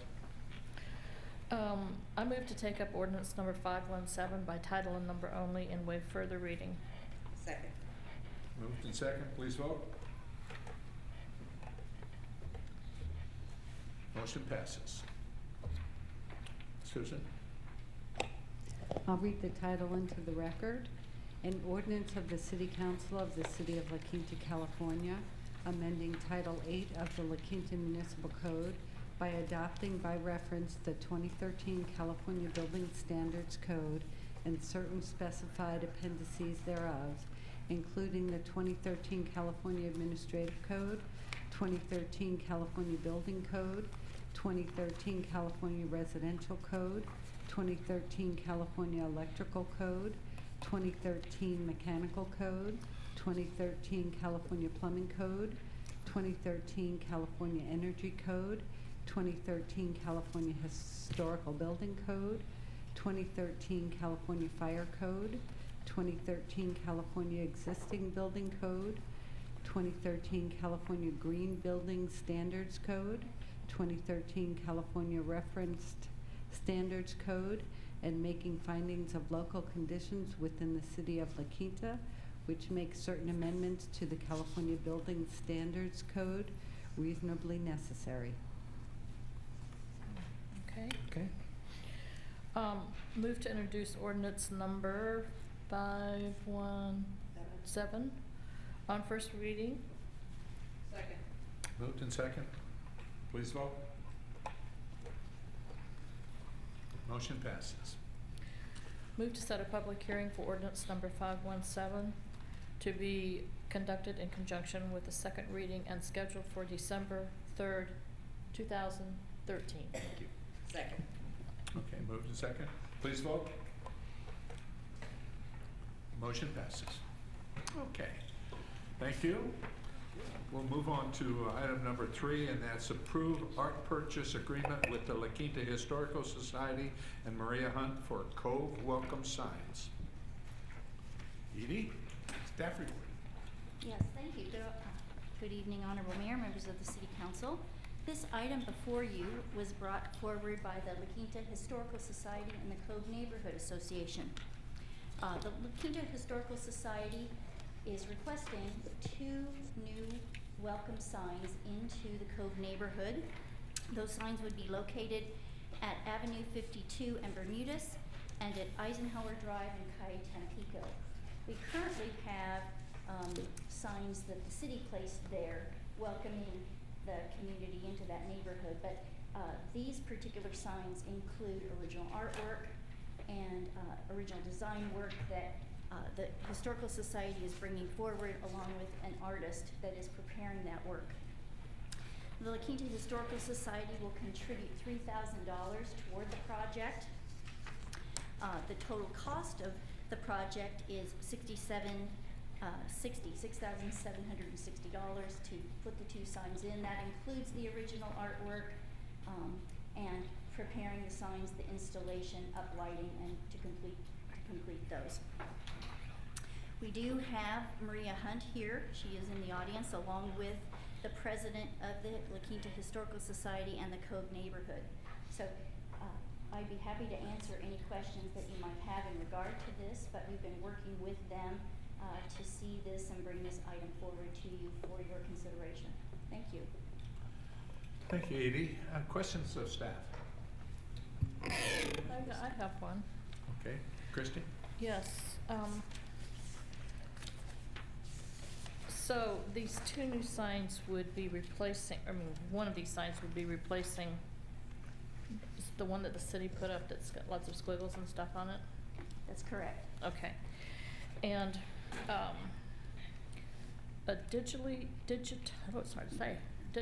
printed sign panel, how does this how does this work in our weather, I guess is the best way to say. Is it?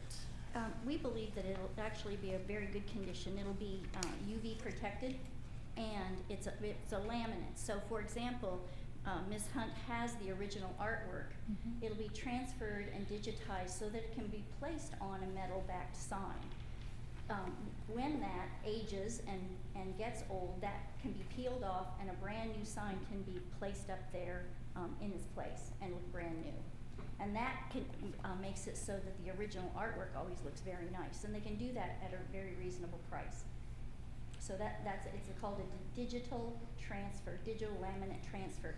We did it with the tiles that we placed at the 6 or 7 locations. The historic, yeah. Same locations. process, only it was placed Okay. on tiles, not on a metal backing sign. Right, okay. These are, of course, not in color, but they're so much better than, they're beautiful.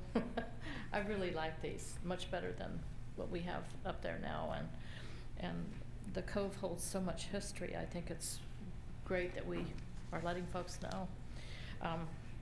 My only objection is that we perhaps don't have one or two more. They're really nice, like it. That's all. Thank you. Lee, any questions? I have a couple Linda? questions.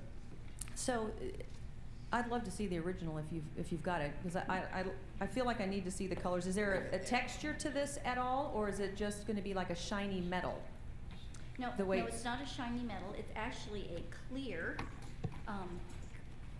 Thank you.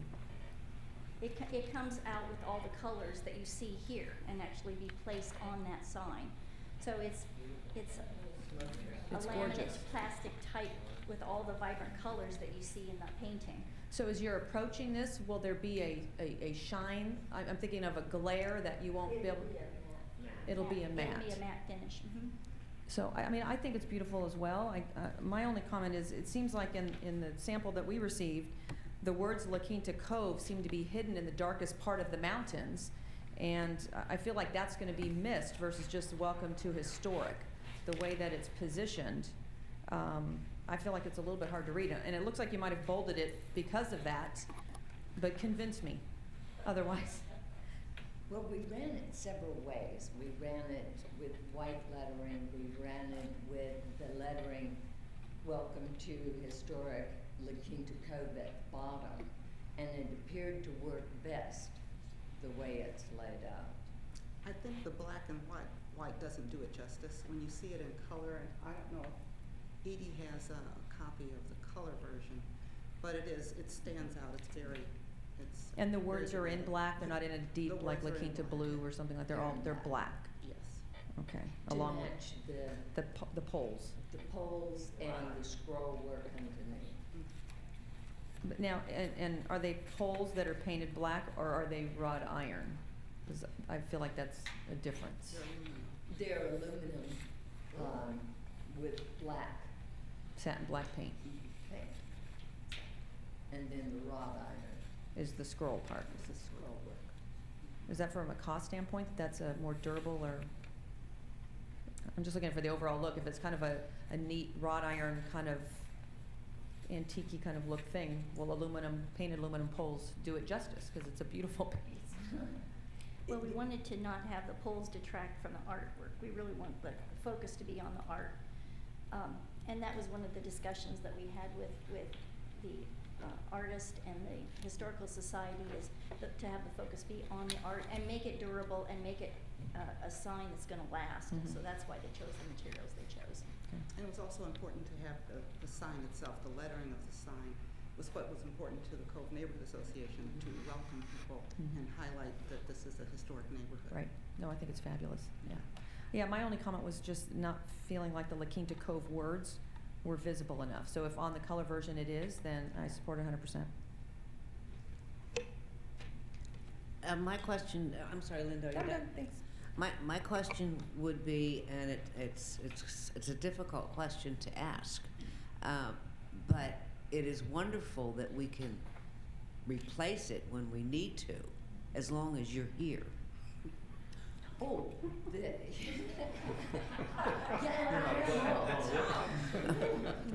Well, I mean, the sign maker will have the digitized image on their computer.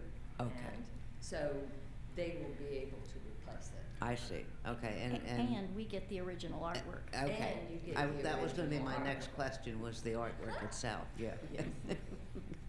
Thank you. And we are sharing copyright with the city and with the Historical Society. So what's happening is we can make prints from it without the words, and also cards and so forth. Oh, yeah, that's raised terrific, that's terrific. The museum has several things like that. We've done note Yeah, cards of the with, historic plaques, which all of you would be interested in. With and we Andre will also Blanchet, have we had the these. same kind of an agreement with him, yeah. Yes. Okay, all right, thank you. I think the sign is great, and so long as it's visible that we see welcome to La Quinta. I guess I'm disappointed in the fact that you're putting it on two posts. And that we've done several monument type of signs that show a distinctive flavor for the community, and to put them on 2 posts, and you say, well, there's some scrolls on it. You're not going to see the scrolls in that because they're too small. And then, Linda, did you guys look at a monument type and put this on a monument facility? We went with the suggestion from Best Signs and also looking at costs. We Yeah, didn't want so to you're- do it, extremely high cost to I take, to do you know, this. We are I don't like to also. look at, you're worried about cost to the point of being aesthetically what we really want in there. I understand. And you're talking about an entrance to the community, the village, the cove area and that. And you'd like it to be first class. And I think this beautiful facility on 2 posts is really Well, it's not not just something that I think is to the flavor of what we're trying to present. Yeah, well, Maria can probably answer better than I can, but the posts, they're not just generic posts. They do have caps and Yeah, they're but a little more it's too designed. small, you don't see it, Linda, that's the problem. Oh, but the other side, though, we looked at the dimensions of the medians also, and we couldn't take the signs. Yeah, so you're big limited it to didn't- that, and that's why I said So, that, yeah. it depends on where you're gonna put it and the area that you're dealing with.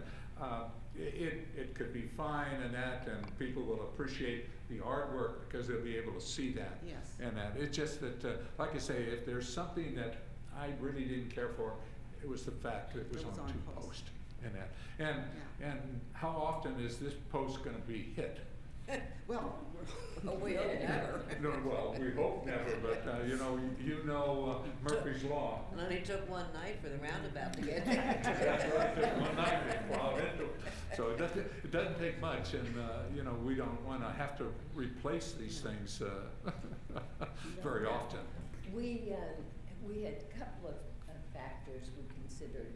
We went by 4 by 6 as opposed to 4 by 8, so they would fit in the median in such a way as they're not covered by too high plants. And also we had the wind factor. We looked at one and doing scroll work around just 1 post, and that wouldn't work in our winds. So we went with the 2, but we made them look more to the colonial with the caps that go on the top of the post, and it does look rich together, so. yes. And they will be lit so that you'll be able to see them, day and night. And to save money, we're doing solar. Yes. Keep the light, Solar. or not just We money. shall see. But environmental. Once they're in, yeah. We shall see. The one there on 52 and that, because you've got a lot of open space and you could do almost anything you want. The one on Bermuda's, or Eisenhower, excuse me, that is very limited because you're putting it in that planter area in the median, and it's not very wide. I understand. And we have to move it to the median on Avenue 52 because they're going to be doing something. Well, We don't we're know putting yet in- yeah, about what hoping, happens there. Hoping, Yeah. yes. Well, we can always ask Bruce Cathcart to watch it. He lives right across the street. That's true. He's very supportive.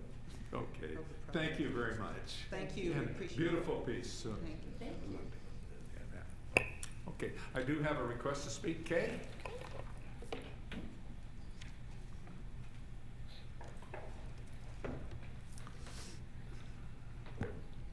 Kay Wolf, 77227 Cayey Ensenada.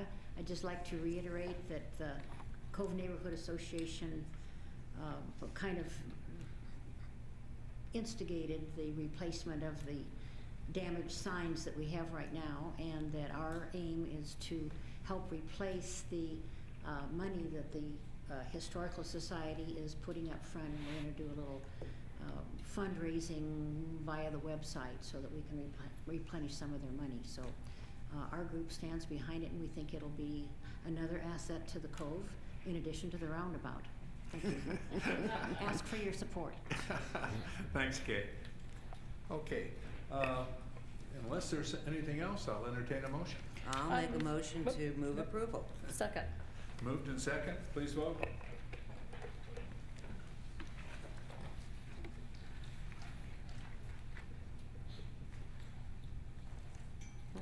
Okay, motion passes. Okay, we'll move on to our last item, and it's the approve an agreement between the City of La Quinta and Coachella Valley Water District for construction of a parallel canal within Silver Rock Resort. Staff report, please, Tim. Sure. Since 2009, the engineering staff in both Coachella Valley Water District and the city have been working on a project basically to address the parts of the canal that run through Silver Rock Resort that have sunk in relation to the downstream portions that have reduced the capacity of the canal. The design was last in front of the council on May 21st. We were at the point where we needed to decide if we were going to construct a parallel canal to the existing one or underground it on a different alignment. And the direction was to complete plans for the parallel canal option, which has now been largely done. And the Water District is close to being able to bid the project to build the parallel canal shortly after the first of the year. In getting ready for that, the city has prepared, our staff has prepared an agreement for the construction of the parallel canal. And that's the subject of tonight's report. Basically, the requirements are for the Water District to pay for the construction of the canal itself. That's their task under the agreement. The city had to budget back in May for basically the reconstruction of the golf holes that will be affected by this, as that was a agreement of the original license agreement with Bureau of Reclamation when the golf course was constructed. Additionally,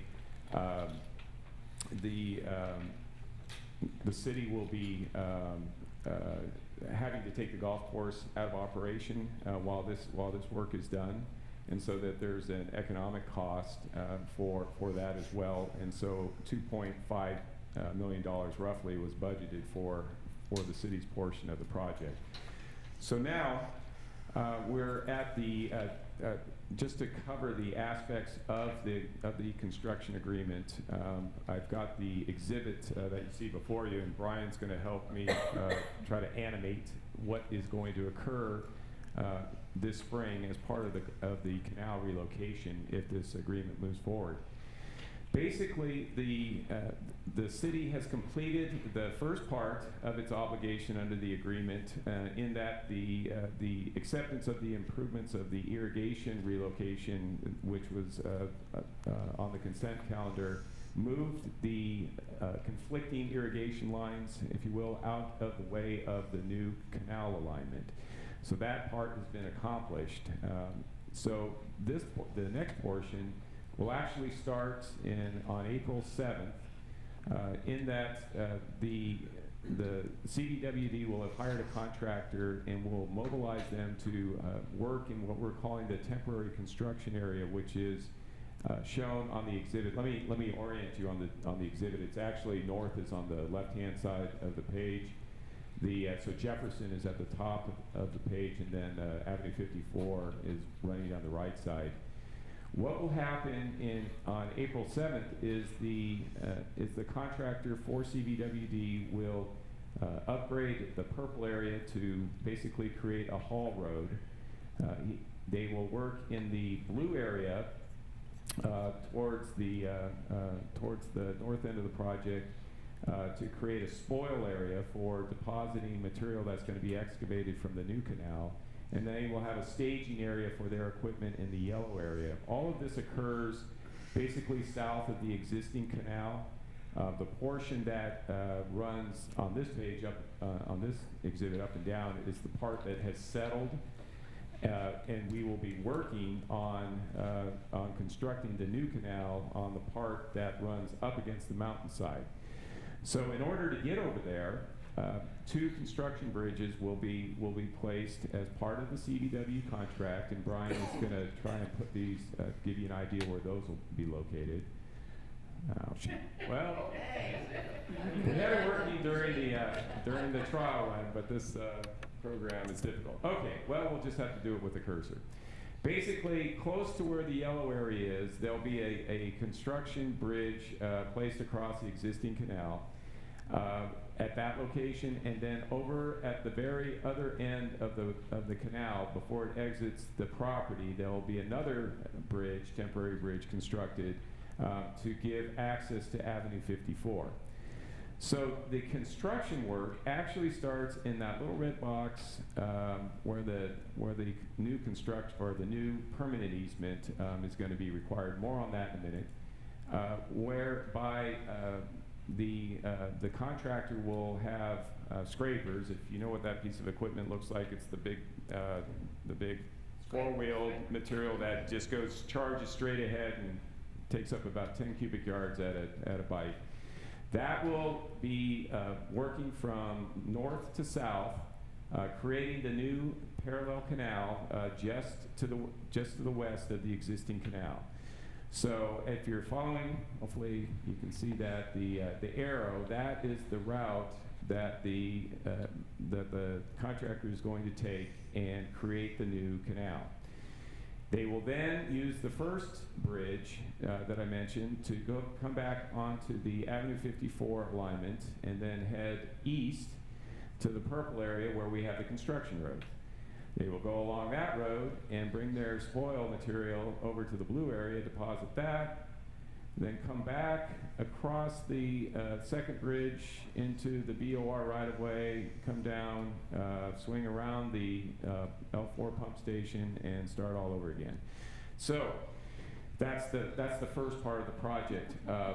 The excavation work is being done instead of, and it's the first point that I think is important for the city to realize, because the prior concept anyway from the water district was to take the spoil and basically by conveyor ship it across to the other side of the existing canal, which would create this huge stockpile of dirt on the east side of the existing canal, kill all the grass, kill any golf improvements that's over there, and cause a lot more damage to the existing golf course in doing that. So part of CVWD's expense and contract will be to provide this trucking with all of the amenities that I just mentioned. The second thing that the water district is going to include in the construction contract, or the specifications for their contractor, are liquidated damages that will kick in after September 1st. The construction work, backing up, will start on the golf course starting May 1st with the excavation work. The preliminary work will start on April 7th, then they'll actually we'll shut down the golf course, and then May 1st they'll actually start the scrapers, digging the new canal. They will basically dig the new channel, line it, switch over the existing canal water into the new section, then come in, bust up the old section, and then pay for the trucking again to fill in the old canal. So that's all part of the water district's cost at this point. The other thing is, though, that they have put into their specifications, or they will when it goes out to bid, that they will be finished by September 1st in 2014. After which time, at an amount to be determined yet, they will pay, or their contractor will be required to pay liquidated damages for every day they go over that. And the reason why that's significant is that right on the heels of this project, we are going to be redesigning the 4 holes, or the parts that have been affected by the old canal now being, or the canal being relocated, and then the old canal being filled in.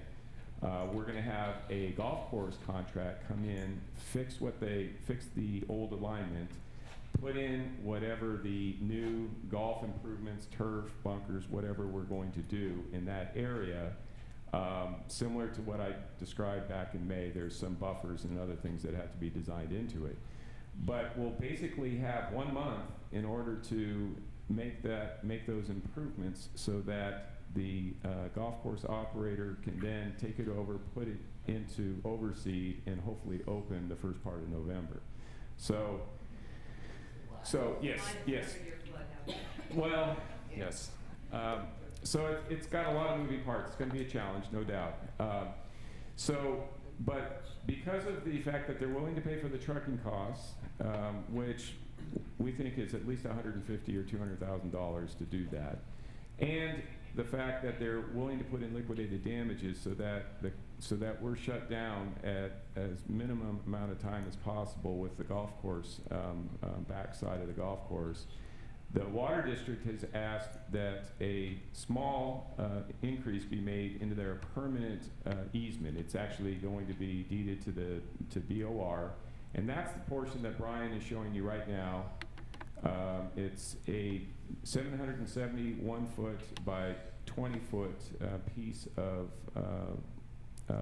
the golf course, which is right now is just mostly DG and part of the 11th fairway, I believe. But mostly it's unused native areas. It's been landscaped right now. It's immediately south of the L4 pump station. And so we would be giving them that easement as part of this construction agreement. So that is pretty much, that concludes my staff report. Ryan and I, as well as Mark Johnson from the Water District are here if you'd like to ask any questions, Mr. Mayor. Good. Thanks, Tim. Christie? I do have a few. When you're talking about the 771 by 20-foot easement, is this an easement or deed? Are they going to have this fee simple? I think it's set up right now to either be a grant deed or a quitclaim deed, but it's deeded over. Okay, And so it's not really. our fee interest is transferred. Okay. All right. Does the L4 pump station have to be moved? Refresh me on that. No. Not as part of this project. Okay. Is there some process for notifying these folks at PGA West that are going to be impacted by these trucks 24/7? Absolutely. We can, I'm sure we could incorporate that into the construction documents. Yeah. I think someone should let them Sure. know what's going on. Let's save some phone calls to the city. And one other question, and I probably know the answer to this, but I just want to hear what you have to say. The the realignment of the golf course that's going to take place, is Palmer behind that? How does that work out? We've already started talking to them and looking at what the modifications would be, and we will get an agreement with them to either do the design themselves or approve it. That's kind of up in the air right now. RBF's contract did include some of a consultant, some work from a consultant to do that, and get Palmer's approval. That's been the process that we've used in the past. Mm-hmm.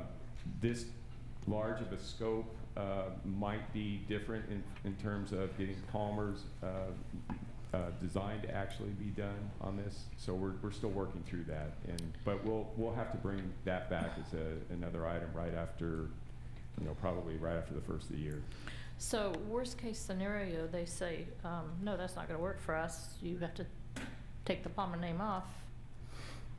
I don't know. I just think Yeah. that would have been more important than. I started talking to one of their design architects about last spring and told him this project was coming. I don't think that there is, other than they would have liked to see the canal relocated altogether, but he did not indicate that it would be a problem Okay. to meet their design standards. Okay, thank you. Okay. Lee? Once the new alignment is completed, and the old canal area is filled in, will we be able to bring the grass all the way to the edge of the new canals we have in the past? No. We talked about the requirements that the Water District now have for the canal inside of a golf course they want to have, I believe it's a 10-foot, no, a 15-foot maintenance buffer where you would be able to put basically DG alone, compacted, but they want to be able to get to the edge of their canal. Because right now, that's to on do the maintenance. west side, so moving the canal west, we won't Right. have the room for that anymore, so it's gonna have to be on the east side. In terms of the access to the, Yes. yeah, actually, they want it on both sides. They On want to be able. both sides? Yeah, They want it- both sides? They want to be able to get to the canal for maintenance on both sides It's of not the that rail far line canal. across. 15 feet on each side, so that's a And total then- of 30? Yes, and then Do we charge after them that, there's. consecutive green fees then to use that part of our golf course? Yeah, tolling. on We, that. Dreamer. I had a, I'm trying.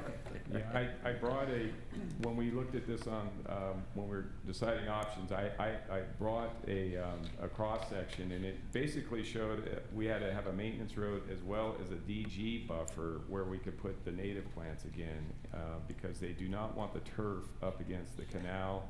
There's issues with the water, the irrigation water running into the canal, some More water undermining going issues. into the canal. Pardon me? Water going into the canal. Right. I'm sorry, it's obvious. Hey, what do you want to do, contaminate it? Yeah, more water into the canal. If I could ask the gentleman from CVWD. Mark, there he is. A question? There he is. Why is the water district looking to have that easement on both sides of the canal, or that access on both sides? Well, there's two parts to it. One is the roadway on each side of the canal, and that's so that we can access it and maintain it. On the east side, we're also asking for I think it's a 10 or 15-foot buffer between the roadway and the golf course. Why is that?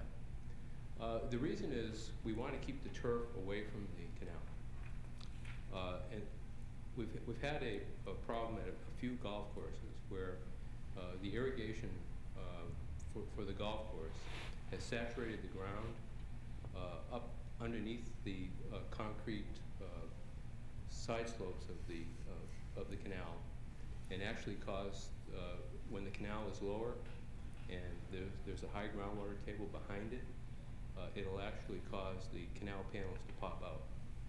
I don't know if you ever played golf recently at Terra Lago, where the golf course goes through the golf course. Yeah. The turf goes right up to the canal. We've had several, I think it's up to about 60 panels, concrete panels, at that golf course pop out because of the differential pressure from the golf course irrigation building up behind the concrete panels. We lower the canal, because it goes up and down based on demand. It actually has popped the concrete panels. So But you're already gonna have a 15-foot easement of gravel already. Mhm. So you're asking for that 15-foot plus an additional amount? Yeah, it's a small amount between the roadway, our access roadway, and the golf course turf. And that's to keep the irrigation water away from the back of the panel. But you've already got that with your easement road. Yeah, we have both. Both. Yeah. Both. Yeah, but I find it interesting at PGA West, your landscaping, your grass goes right up to the edge of the canal, and you don't have a problem there, do you? For some reason, we don't have a problem there, but at Terra Lago, for example, we have a big problem. But obviously the water tables in Terra Lago are different than here at Silver Rock. I'm sure you guys all know that, and you're well aware of all that. Okay, And it's Terra just. Lago is having to pay for the reconstruction of the canal. Right.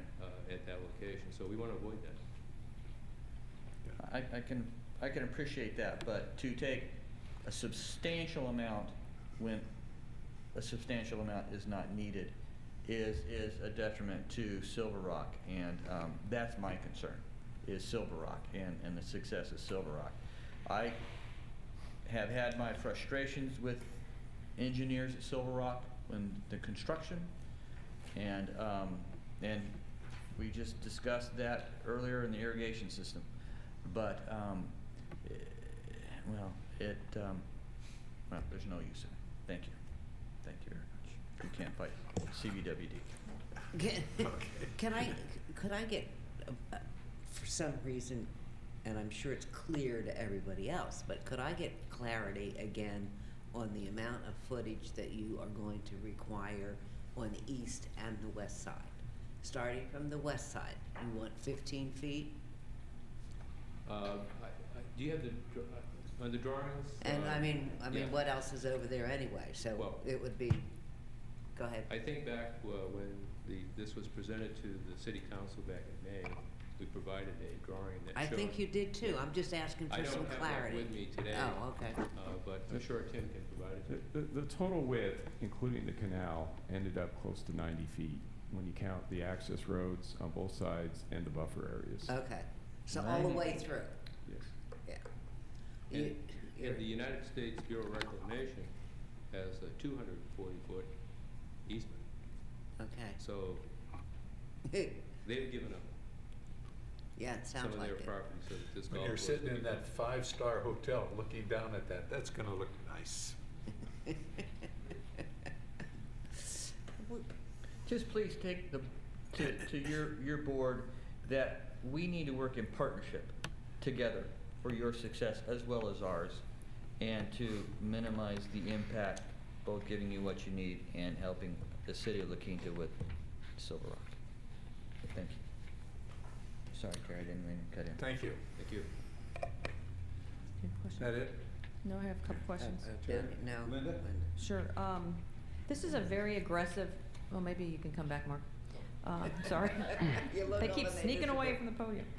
It's a pretty aggressive time frame, and I know at this point, based on our direction tonight, that will allow CVWD to start seeking bids for contractors, correct?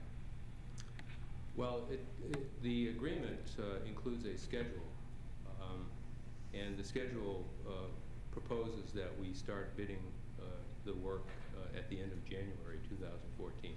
So what if you bid the work and they see this time frame that needs to get done between May 1 and October 1, and they can't, actually, yes, September 1, and they can't deliver? What if the people that are bidding on this look at this and say, we can't deliver this? What's plan B? Well, the design engineer that has prepared the drawings and specifications, which are complete, by the way, is a master canal builder in the Southwest. And he has already discussed this with other contractors that can do this type of work, and feels confident that it can be done in that time frame. Okay. Also, back about 6 years ago, the Water District constructed 35 miles of parallel canal in the middle section of the Coachella Canal. Same type of project, 35 miles. So we've got quite a bit of experience doing this, and we feel confident it can be done in this time frame. And in the spirit of Lee's questions, are these local contractors? You're welcome. You wouldn't. Yes, they could be.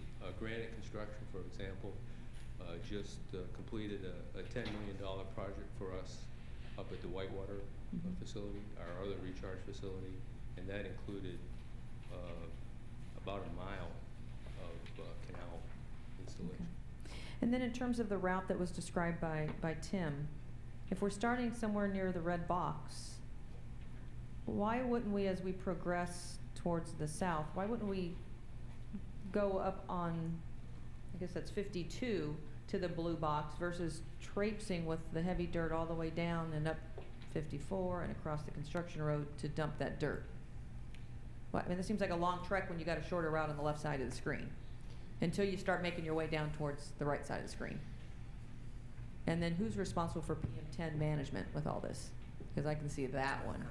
Will that be the contractor? Yeah, that would be the contractor. It's built into the And we're environmental. carrying the dirt the longest part of the way, and the empty trucks go in the shortest route. That's something we can look at. Yeah. Yeah. I'm simple that way. Seems like a lot of Yeah, weight, gas, and emissions. We would have to really look at how, first of all, how to get out to 52 without doing damage from this route, and then I would really be concerned sending scrapers down 52 and Jefferson to get back around, if that's what you're asking about. No, Well, she's I'm saying saying- the road that's on site. Like, we're starting at the red box, but we're going all the way down and up and across Okay. to get to the blue box versus just going from the red box to the left and go. Oh, I see what you're saying. And when it gets to a halfway point, then you go the other, I mean. I see what you're saying, yeah, we could Just- definitely That's look at something that. we can definitely look at. Sure. But the contractor's It's like responsible. a lot of dirt. for We're moving being- mountains, moving short. Yeah, well, those machines move. I will say though, in regards to schedule, because this is a federal facility, we are required to do NEPA, which is the National Environmental Protection Act, in addition to CEQA. Of course. Which means getting the United States Bureau of Reclamation involved, the U.S. Fish and Wildlife Service. So A lot of people looking we're over. at the mercy of these folks. So we're trying our best We to. know how that feels. You heard the word bureaucracy. Yeah. Yeah, we're trying our best to make sure that we're on top of it, but just getting them to move sometimes can be difficult. Thank you. Thank you. I don't have any other questions. Thank you. Okay. Terry? No, I don't have any questions. Thank you. Thank you. Any other questions? And that, okay, I'll entertain a motion. I move approval of an agreement between the city and Coachella Valley Water District for the construction of a parallel canal within Silver Rock Resort, subject to minor modifications approved by the city manager and city attorney. Second. Moved in second, unless there's any other questions, please vote. Motion passes. Okay, we'll move on to our study sessions. The first item, we have two of them this evening. The first one is discuss modifications to roundabout at Jefferson Street and Avenue 52 and the installation of a new roundabout at the Westward Ho Drive Roadrunner Lane. Tim, staff report? Both of these intersections have become the focus of our traffic engineer and our engineering services staff, in that one, we have an existing roundabout obviously at Avenue 52 and Jefferson Street that has had on average close to 8 accidents a year. Fortunately, most of them are not of the serious nature. More than half are what we call single vehicle collisions, where the vehicle basically approaches the roundabout too quickly and goes into the middle median. The other mode of accident that we have at that particular intersection is the side swiping, when cars enter thinking it's a 2-lane roundabout, but everybody I've told knows it's a 1-lane roundabout, and then one exits from the interior lane faster before the person on the outside expected them to. So that's one situation that we asked, or one intersection that we asked our consultant with Scott Ritchie of RTE Engineering, who incidentally designed the Eisenhower and Sinaloa roundabout, to take a look at. The other one was an intersection much like actually Eisenhower and Sinaloa, and that is the intersection of Westward Ho and Roadrunner, which is between Jefferson Street and the high school, basically. The situation there is the 4-way stop was put in a while ago. It is creating a problem where it is probably an unwarranted intersection for a 4-way stop. A lot of people rolling through it, similar to Eisenhower, Sinaloa.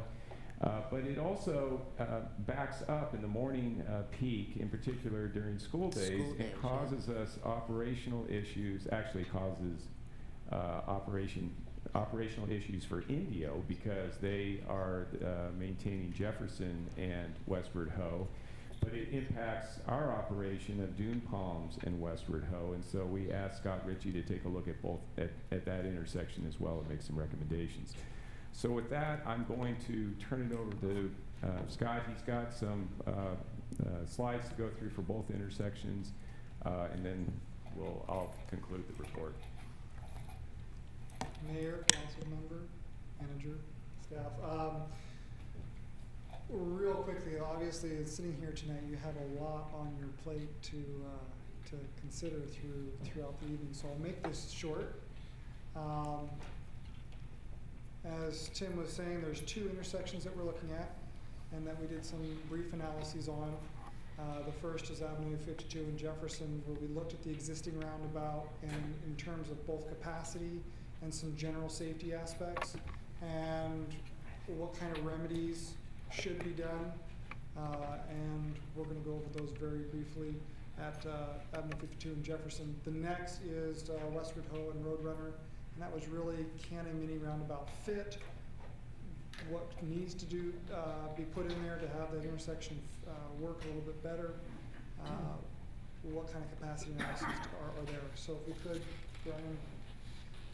With respect to Avenue 52 in Jefferson, this is your existing intersection. It is intended to be a multi-lane roundabout with 2-lane approaches, 2 lanes circulating, 2-lane exits on all 4 legs with bypasses. Unfortunately, it can't function that way, especially with large trucks. And more importantly, I'd like to go over a couple of the current deficiencies so we can understand why it may not be functioning well. As Tim said, there are 78 accidents over the last 10 years there. Most of those are non-injury producing accidents, but a lot of side swipes and rear ends and fender benders and things that could be avoided if it had been done right or better. So with respect to the capacity analyses, we've got a level of service A, which is excellent, with single lane approaches and no bypass lanes. In other words, everyone's using this as a single lane roundabout, not just because of the design, but because nobody else is there. This could easily function as a single lane roundabout, much smaller footprint, et cetera, if we so desire to do that for that intersection. Even with some sensitivity testing and looking at a 30% increase future volumes, we're still functioning very well at the level of service A, not taking into account a few special events during the year. But the roadways are still 2 lanes eastbound, westbound, and 2 lanes northbound, southbound, so we'll need to account for that. Dropping them and keeping the bypass lanes so the right lane would turn right and the left lane would go into the roundabout. With respect to the top 5 here, I'll direct you to some pictures. As I said, there's some unnecessary multi-lane approaches, and really all you need here is a single lane roundabout. That would in itself keep things a lot easier. If you look at this picture here, here is actually a fairly decent, not great, design of a multi-lane roundabout. Very similar to what you have at your intersection as far as lane configuration. Mm-hmm. This particular roundabout experiences of a massive amount of crashes per year, and the engineers couldn't figure out why. And they sent it to me and they said, well, why is this happening? I said, well, that's because you have a circular intersection. If you have 2 lane approaches, 2 lanes circulating, 2 lanes exiting, it needs to be a non-circular shape. What happens here is people enter into the side-by-side on 2 lanes, and the other guy on your right or your left doesn't know where the other guy's going, because you're allowed to go anywhere you want. And if you're allowed to both turn left or both go straight, there's little fender benders that happen all the time, which makes people nervous to drive through them. In addition to that, this particular roundabout at Avenue 52 in Jefferson, which we'll get to in a minute, the way people are driving it is not multi-lane compatible. If you can go to the next one. Because a lot of it has to do with the fact that there's no circulating striping. However, if we were to add circulating striping to the roundabout, you're then allowing or telling truckers to, if they're going to make a left turn, get in the left lane. There's no truck apron on this roundabout, meaning there's no big area for the trucks to advance over. Here's an example of one in Phoenix, actually in Buckeye, where it was an older style roundabout, multi-lane, very, very similar to what you have out at Avenue 52, and same sort of problems were happening. So if you could advance it for me. So we have what's called entry path overlap, where 2 cars coming in on the same lane want to occupy the same space. And what I love about this picture, this is just an aerial photograph, is you can follow me along here, north being to the bottom of the, or excuse me, at the top of the page. If you're traveling northbound, you can see the black marks in the road of where the outside lane traverses into the inside lane of the circulating roadway, and then back over to the outside lane of the exit. And you can see that's the path that people are taking because of the black marks in the road. That's not how a multi-lane roundabout should operate. It's functioning as a single lane roundabout. So safety-wise, we've got a lot of issues out here. If you could advance it for me, Brian. Which ends up being not only just safety issues, but a lack of lane utilization that really isn't needed. And there's this particular image highlights some of those lack of lane utilization. What happens, for example, again northbound, is people in the inside lane are afraid to enter the roundabout because the outside lane is going to cut them off. And as a result of that fear of using that particular approach or these approaches, you only get people using one lane at a time, especially with the circulating. Very few people are using the outside lane to circulate. So in the study that I did, there's 7 different alternatives that I provided to the city. The city really said the most plausible for them would be trying to keep 2-lane approaches northbound, southbound, so more capacity, even though it may not be needed now, special events and maybe someday in the future or some larger development requiring it. That's not currently on the books. So 2 lanes northbound, southbound, 1 lane eastbound, westbound, but you keep all of the bypass lanes for, again, future capacity, and it does not degrade safety. And part of this option 3 that was in the study of redesigning and reconstructing the entire intersection to make it a proper modern roundabout to today's standards is the cost of that, and what kind of cost would we need to redo the whole intersection. Another alternative that I suggested was maybe there's an interim solution where we can build this at 1/10 of the cost, but give it an interim solution for where you're just using striping and temporary type curbing. And the top picture there is actually out of Santa Cruz. Some temporary, these are rubber type bolt down mounted curbs that go on top of the asphalt. Now what that allows you to do is you keep all your drainage structures, all your asphalt, you don't touch it. There's really no civil engineering, there's no impacts to utilities, but it's not as clean as a nice new design. It doesn't include landscaping, and you've kind of got a bit of a Band-Aid out there, but it is very inexpensive to do it and would still serve as the function of converting this back into a single lane roundabout only, and you get a lot more safety out of it. And I think these 80 accidents over 10 years, or about 6 to 12 accidents per year that you're seeing out there, would go away. Here's just a city developed mock-up of reducing it down to 1 lane. Obviously that's not quite what we do, it's just striping it out like that. In fact, you'd end up with some form of a curvilinear type of alignment to slow people down, increasing the radius of the approaches so you get better deflection, and then have people circulate around the smallest part of the central island, and trucks can swing wide.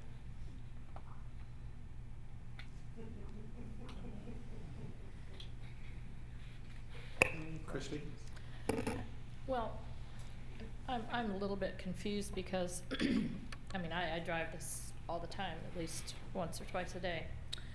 And I have been told prior to this that it's a single lane roundabout. Yes, that's Wow. that's what we've all been told, right? A single lane roundabout, and it is not. No, that's right. So it's a single. So that's what we've all been told, that it's a single lane roundabout. So I'm really glad to hear you say that it isn't, because it isn't. Okay. One of the biggest problems that I see on this is that if you're on doesn't matter which direction you're going, but if you're on the inside lane, you're supposed to yield to the person on your right and also yield to any traffic coming on the roundabout on your left. No? Really? Yes, you are. You yield to the car if you're on the inside lane, you're supposed to let the car on your right-hand side go ahead of you. Yes. the city actually put out a memo regarding that. Yeah. I never seen it, and I Yeah. never was told that it was a single lane. Mr. Genovese always told us it was a single lane. Yes. Many times. We went to the designer how many years ago, and we said, how can we do this? And he said, well, if you change it, he said, I'm not gonna take any more responsibility. Well, I think the confusion, and maybe Nazir can help me out with this, but as I understand it, the inside diameter or the inside pathway inside of the roundabout does not, you can put 2 passenger cars inside of there, but you cannot accommodate a truck or 2 trucks or a truck and a passenger car. So by default, it goes down to a single lane roundabout. But I think what Mr. Ritchie is saying is that most people think and try to use it as a 2-lane roundabout, but it's not really working that well that way either. No, but they do.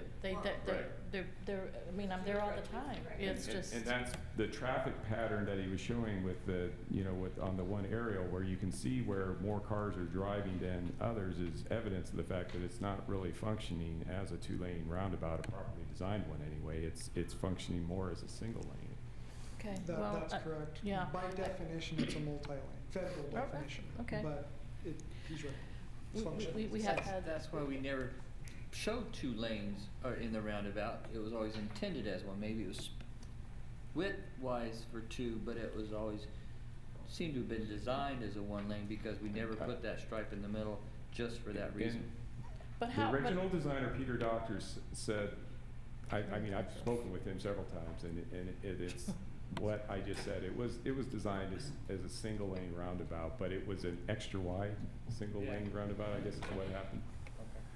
Well, I think the whole issue here is safety in driving for the people who live here. And if you have 2 approaches to a roundabout, the left and the right-hand lane, and just because you don't stripe it, people are supposed to figure that out, they don't. So, in my opinion, the best thing to do would be a 1-lane approach, north, south, east, west. Then only 1 car can go in at a time. And you've still got the other area you don't talk about, what they're called. That's my opinion, but we've always been told. And I think that is what we're presenting as well, and with the addition of some sort of a truck apron inside of the roundabout to make it clear that it's a single lane roundabout, but accommodating trucks at the same time.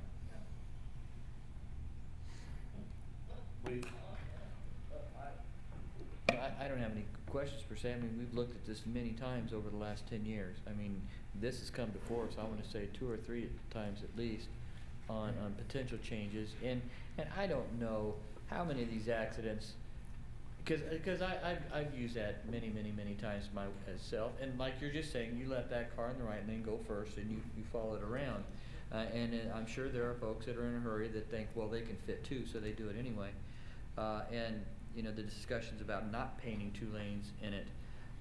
And the amount of accidents, I'm surprised there's that many accidents. I didn't realize there's that many.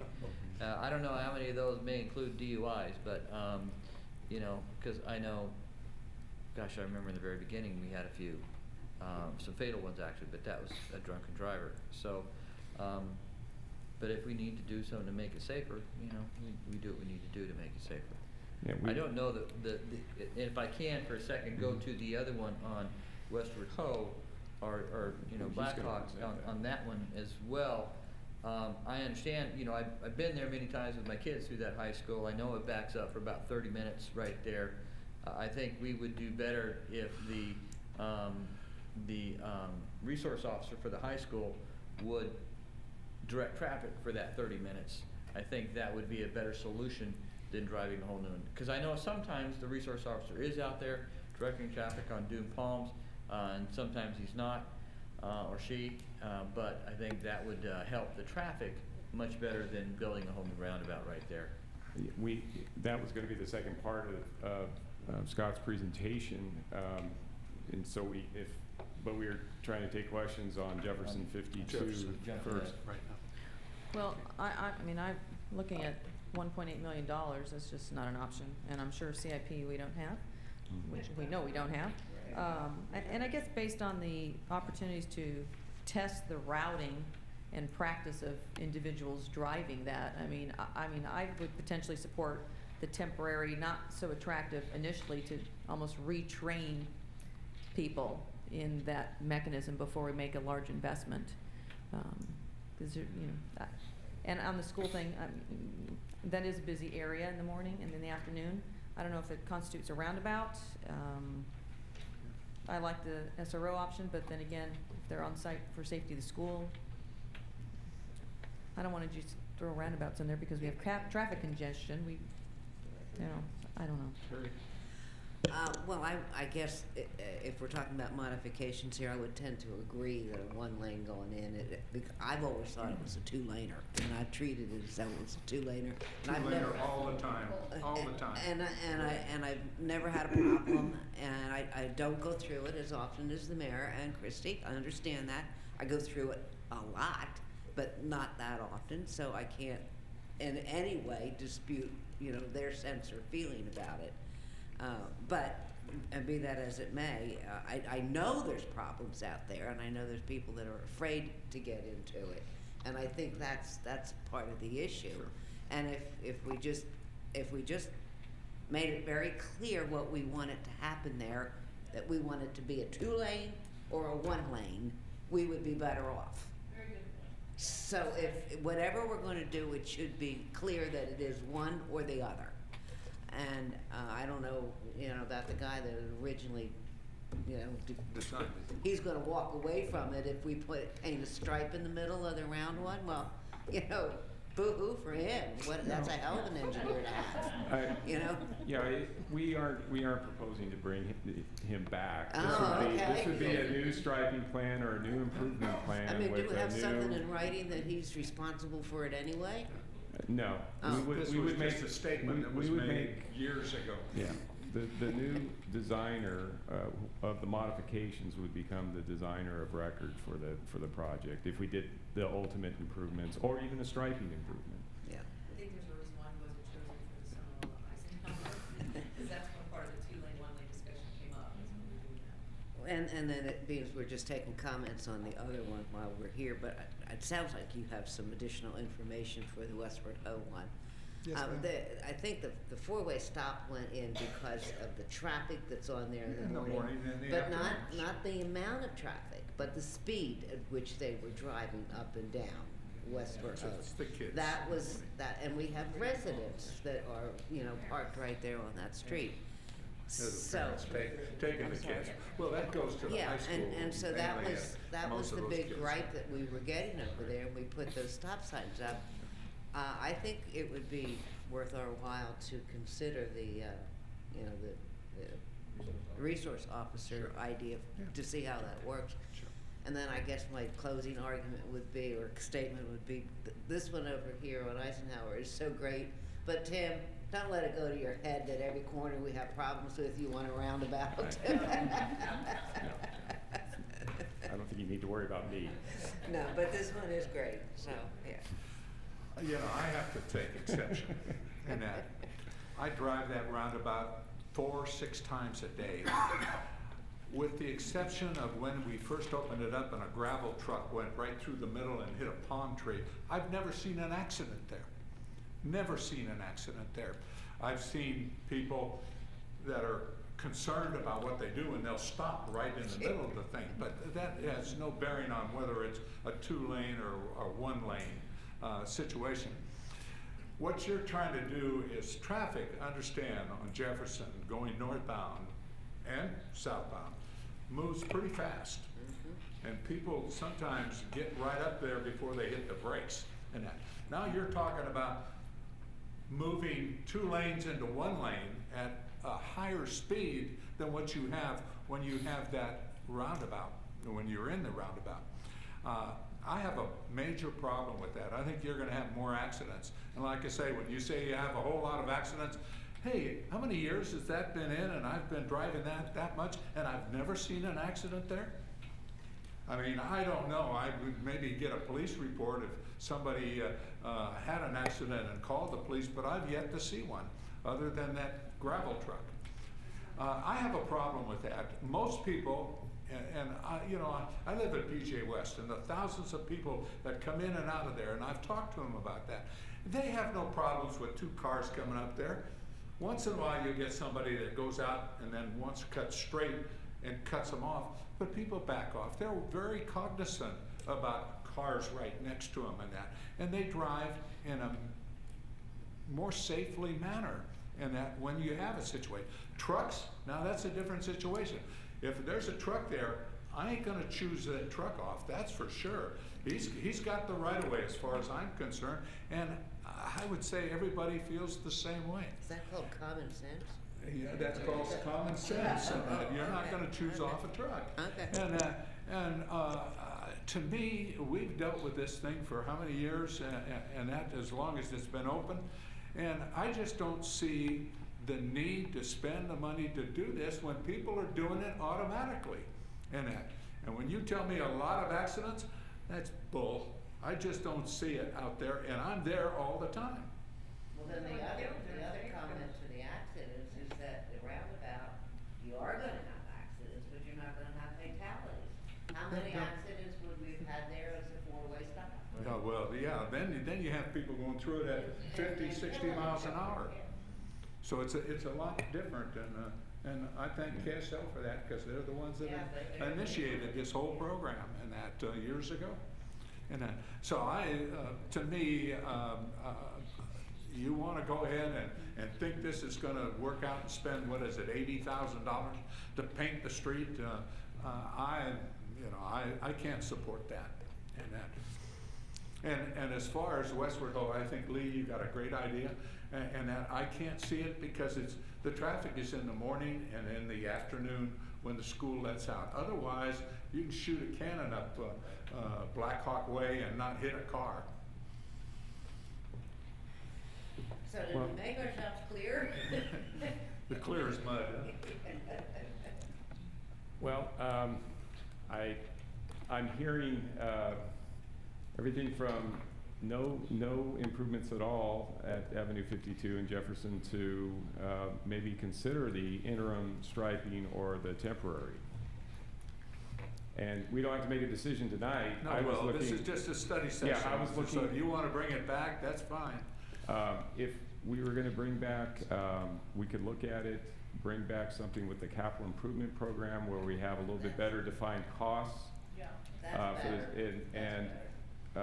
But it sounds like at Westward Ho and Roadrunner, you do not want to consider that for a CMAQ type project or something along those lines. So he threw that in there so we realized that we could get grant money for it, right? That's absolutely right. There's better intersections for the roundabout in La Quinta, as far as I'm concerned. Okay, Will you well. hear from Scott in 2 minutes or less on the Westward Ho Roadrunner? My apologies, I was asked to split up the presentation Yeah, into 2 separate intersections, and we kind of covered them both with your comments. I'll go over in 2 minutes or less. We have Westward Ho and Roadrunner. Currently, the current problem is that we have significant queuing and delay during peak minutes of the peak hour. It is level of service A as the stop control, but during that school, specifically the AM, you see this long queue of traffic. If you get rid of, and it functions at an acceptable level of service AB during both peak hours, but during the peak minutes of the peak hour, you get failure in this big backup. If you eliminate the stop signs completely on Westward Ho, Roadrunner just fails. All the people trying to come out just can't come out. And there's also a little bit of a public perception that that 4-way stop gives a little bit of traffic calming in that neighborhood area. So removing the stop signs doesn't help. Leaving the stop signs in has a bit of a problem during the peak minutes of the peak hour because of the schools.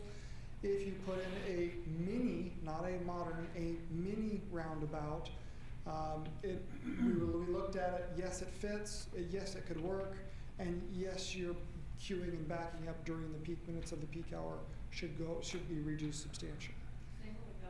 Single lane. Just throwing it out there. And I do want to, so that's Westward Ho. Basically, yes, it fits. Yes, it's possible. Yes, you could do it, and yes, it would resolve the problem that's out there right now. And I believe I'll let you talk about the funding and the sharing and things of that as that would come up.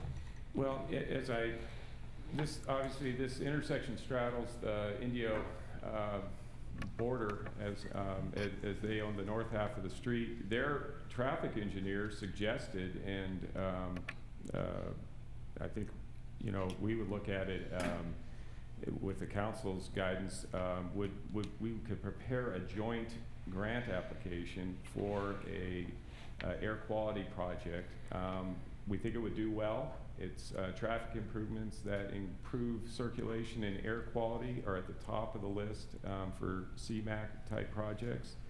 And with a joint application, it would probably carry you know, significant weight with CVAG. So that would be a possible funding option. I would never want to deny entrepreneurship between with our staff or a partnership with another city. So if I think that it would be fine to put that in if some other entity was going to fund it. And you know what fat chance means? And you know, we dealt with our sister city with that median on Miles, and they would not support it, and that wasn't anywhere near what the cost of this thing would be. And if you think, the traffic engineer at the city of Indio may say this is great, but I question whether the city council would go along with spending that kind of money. Well, they wouldn't be spending Right. No, you know it. You know, they would be looking for something else, that's for sure. They're not gonna support it. Well, we just hired that extra community resource officer, so, you know, I think we've got staff on the. We'll try it. What we could get Sure back, we if can. Tim is going to bring this back, he could bring back what the police folks have to say about Sure. that. You know, as far as See if that would work with them, and try it. And if it doesn't work, then we'll look at the alternatives. The resource officer is up to doing traffic. Actually, they're the ones that are the regular police versus the CSOs that are not, correct? Right. Yeah, they're CSO. Yeah, okay, that's how we're talking. And was there any residents in that area? We haven't yet, no. We wanted to get input from you first.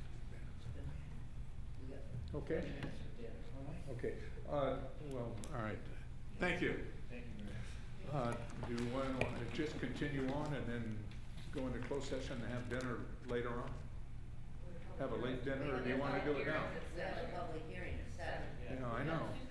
Well, it's, it's close to 7 now. Yeah, let's take a break. You want to take a break? Okay. All right. At this time, I'll recess the city council. We'll reconvene approximately 7 o'clock.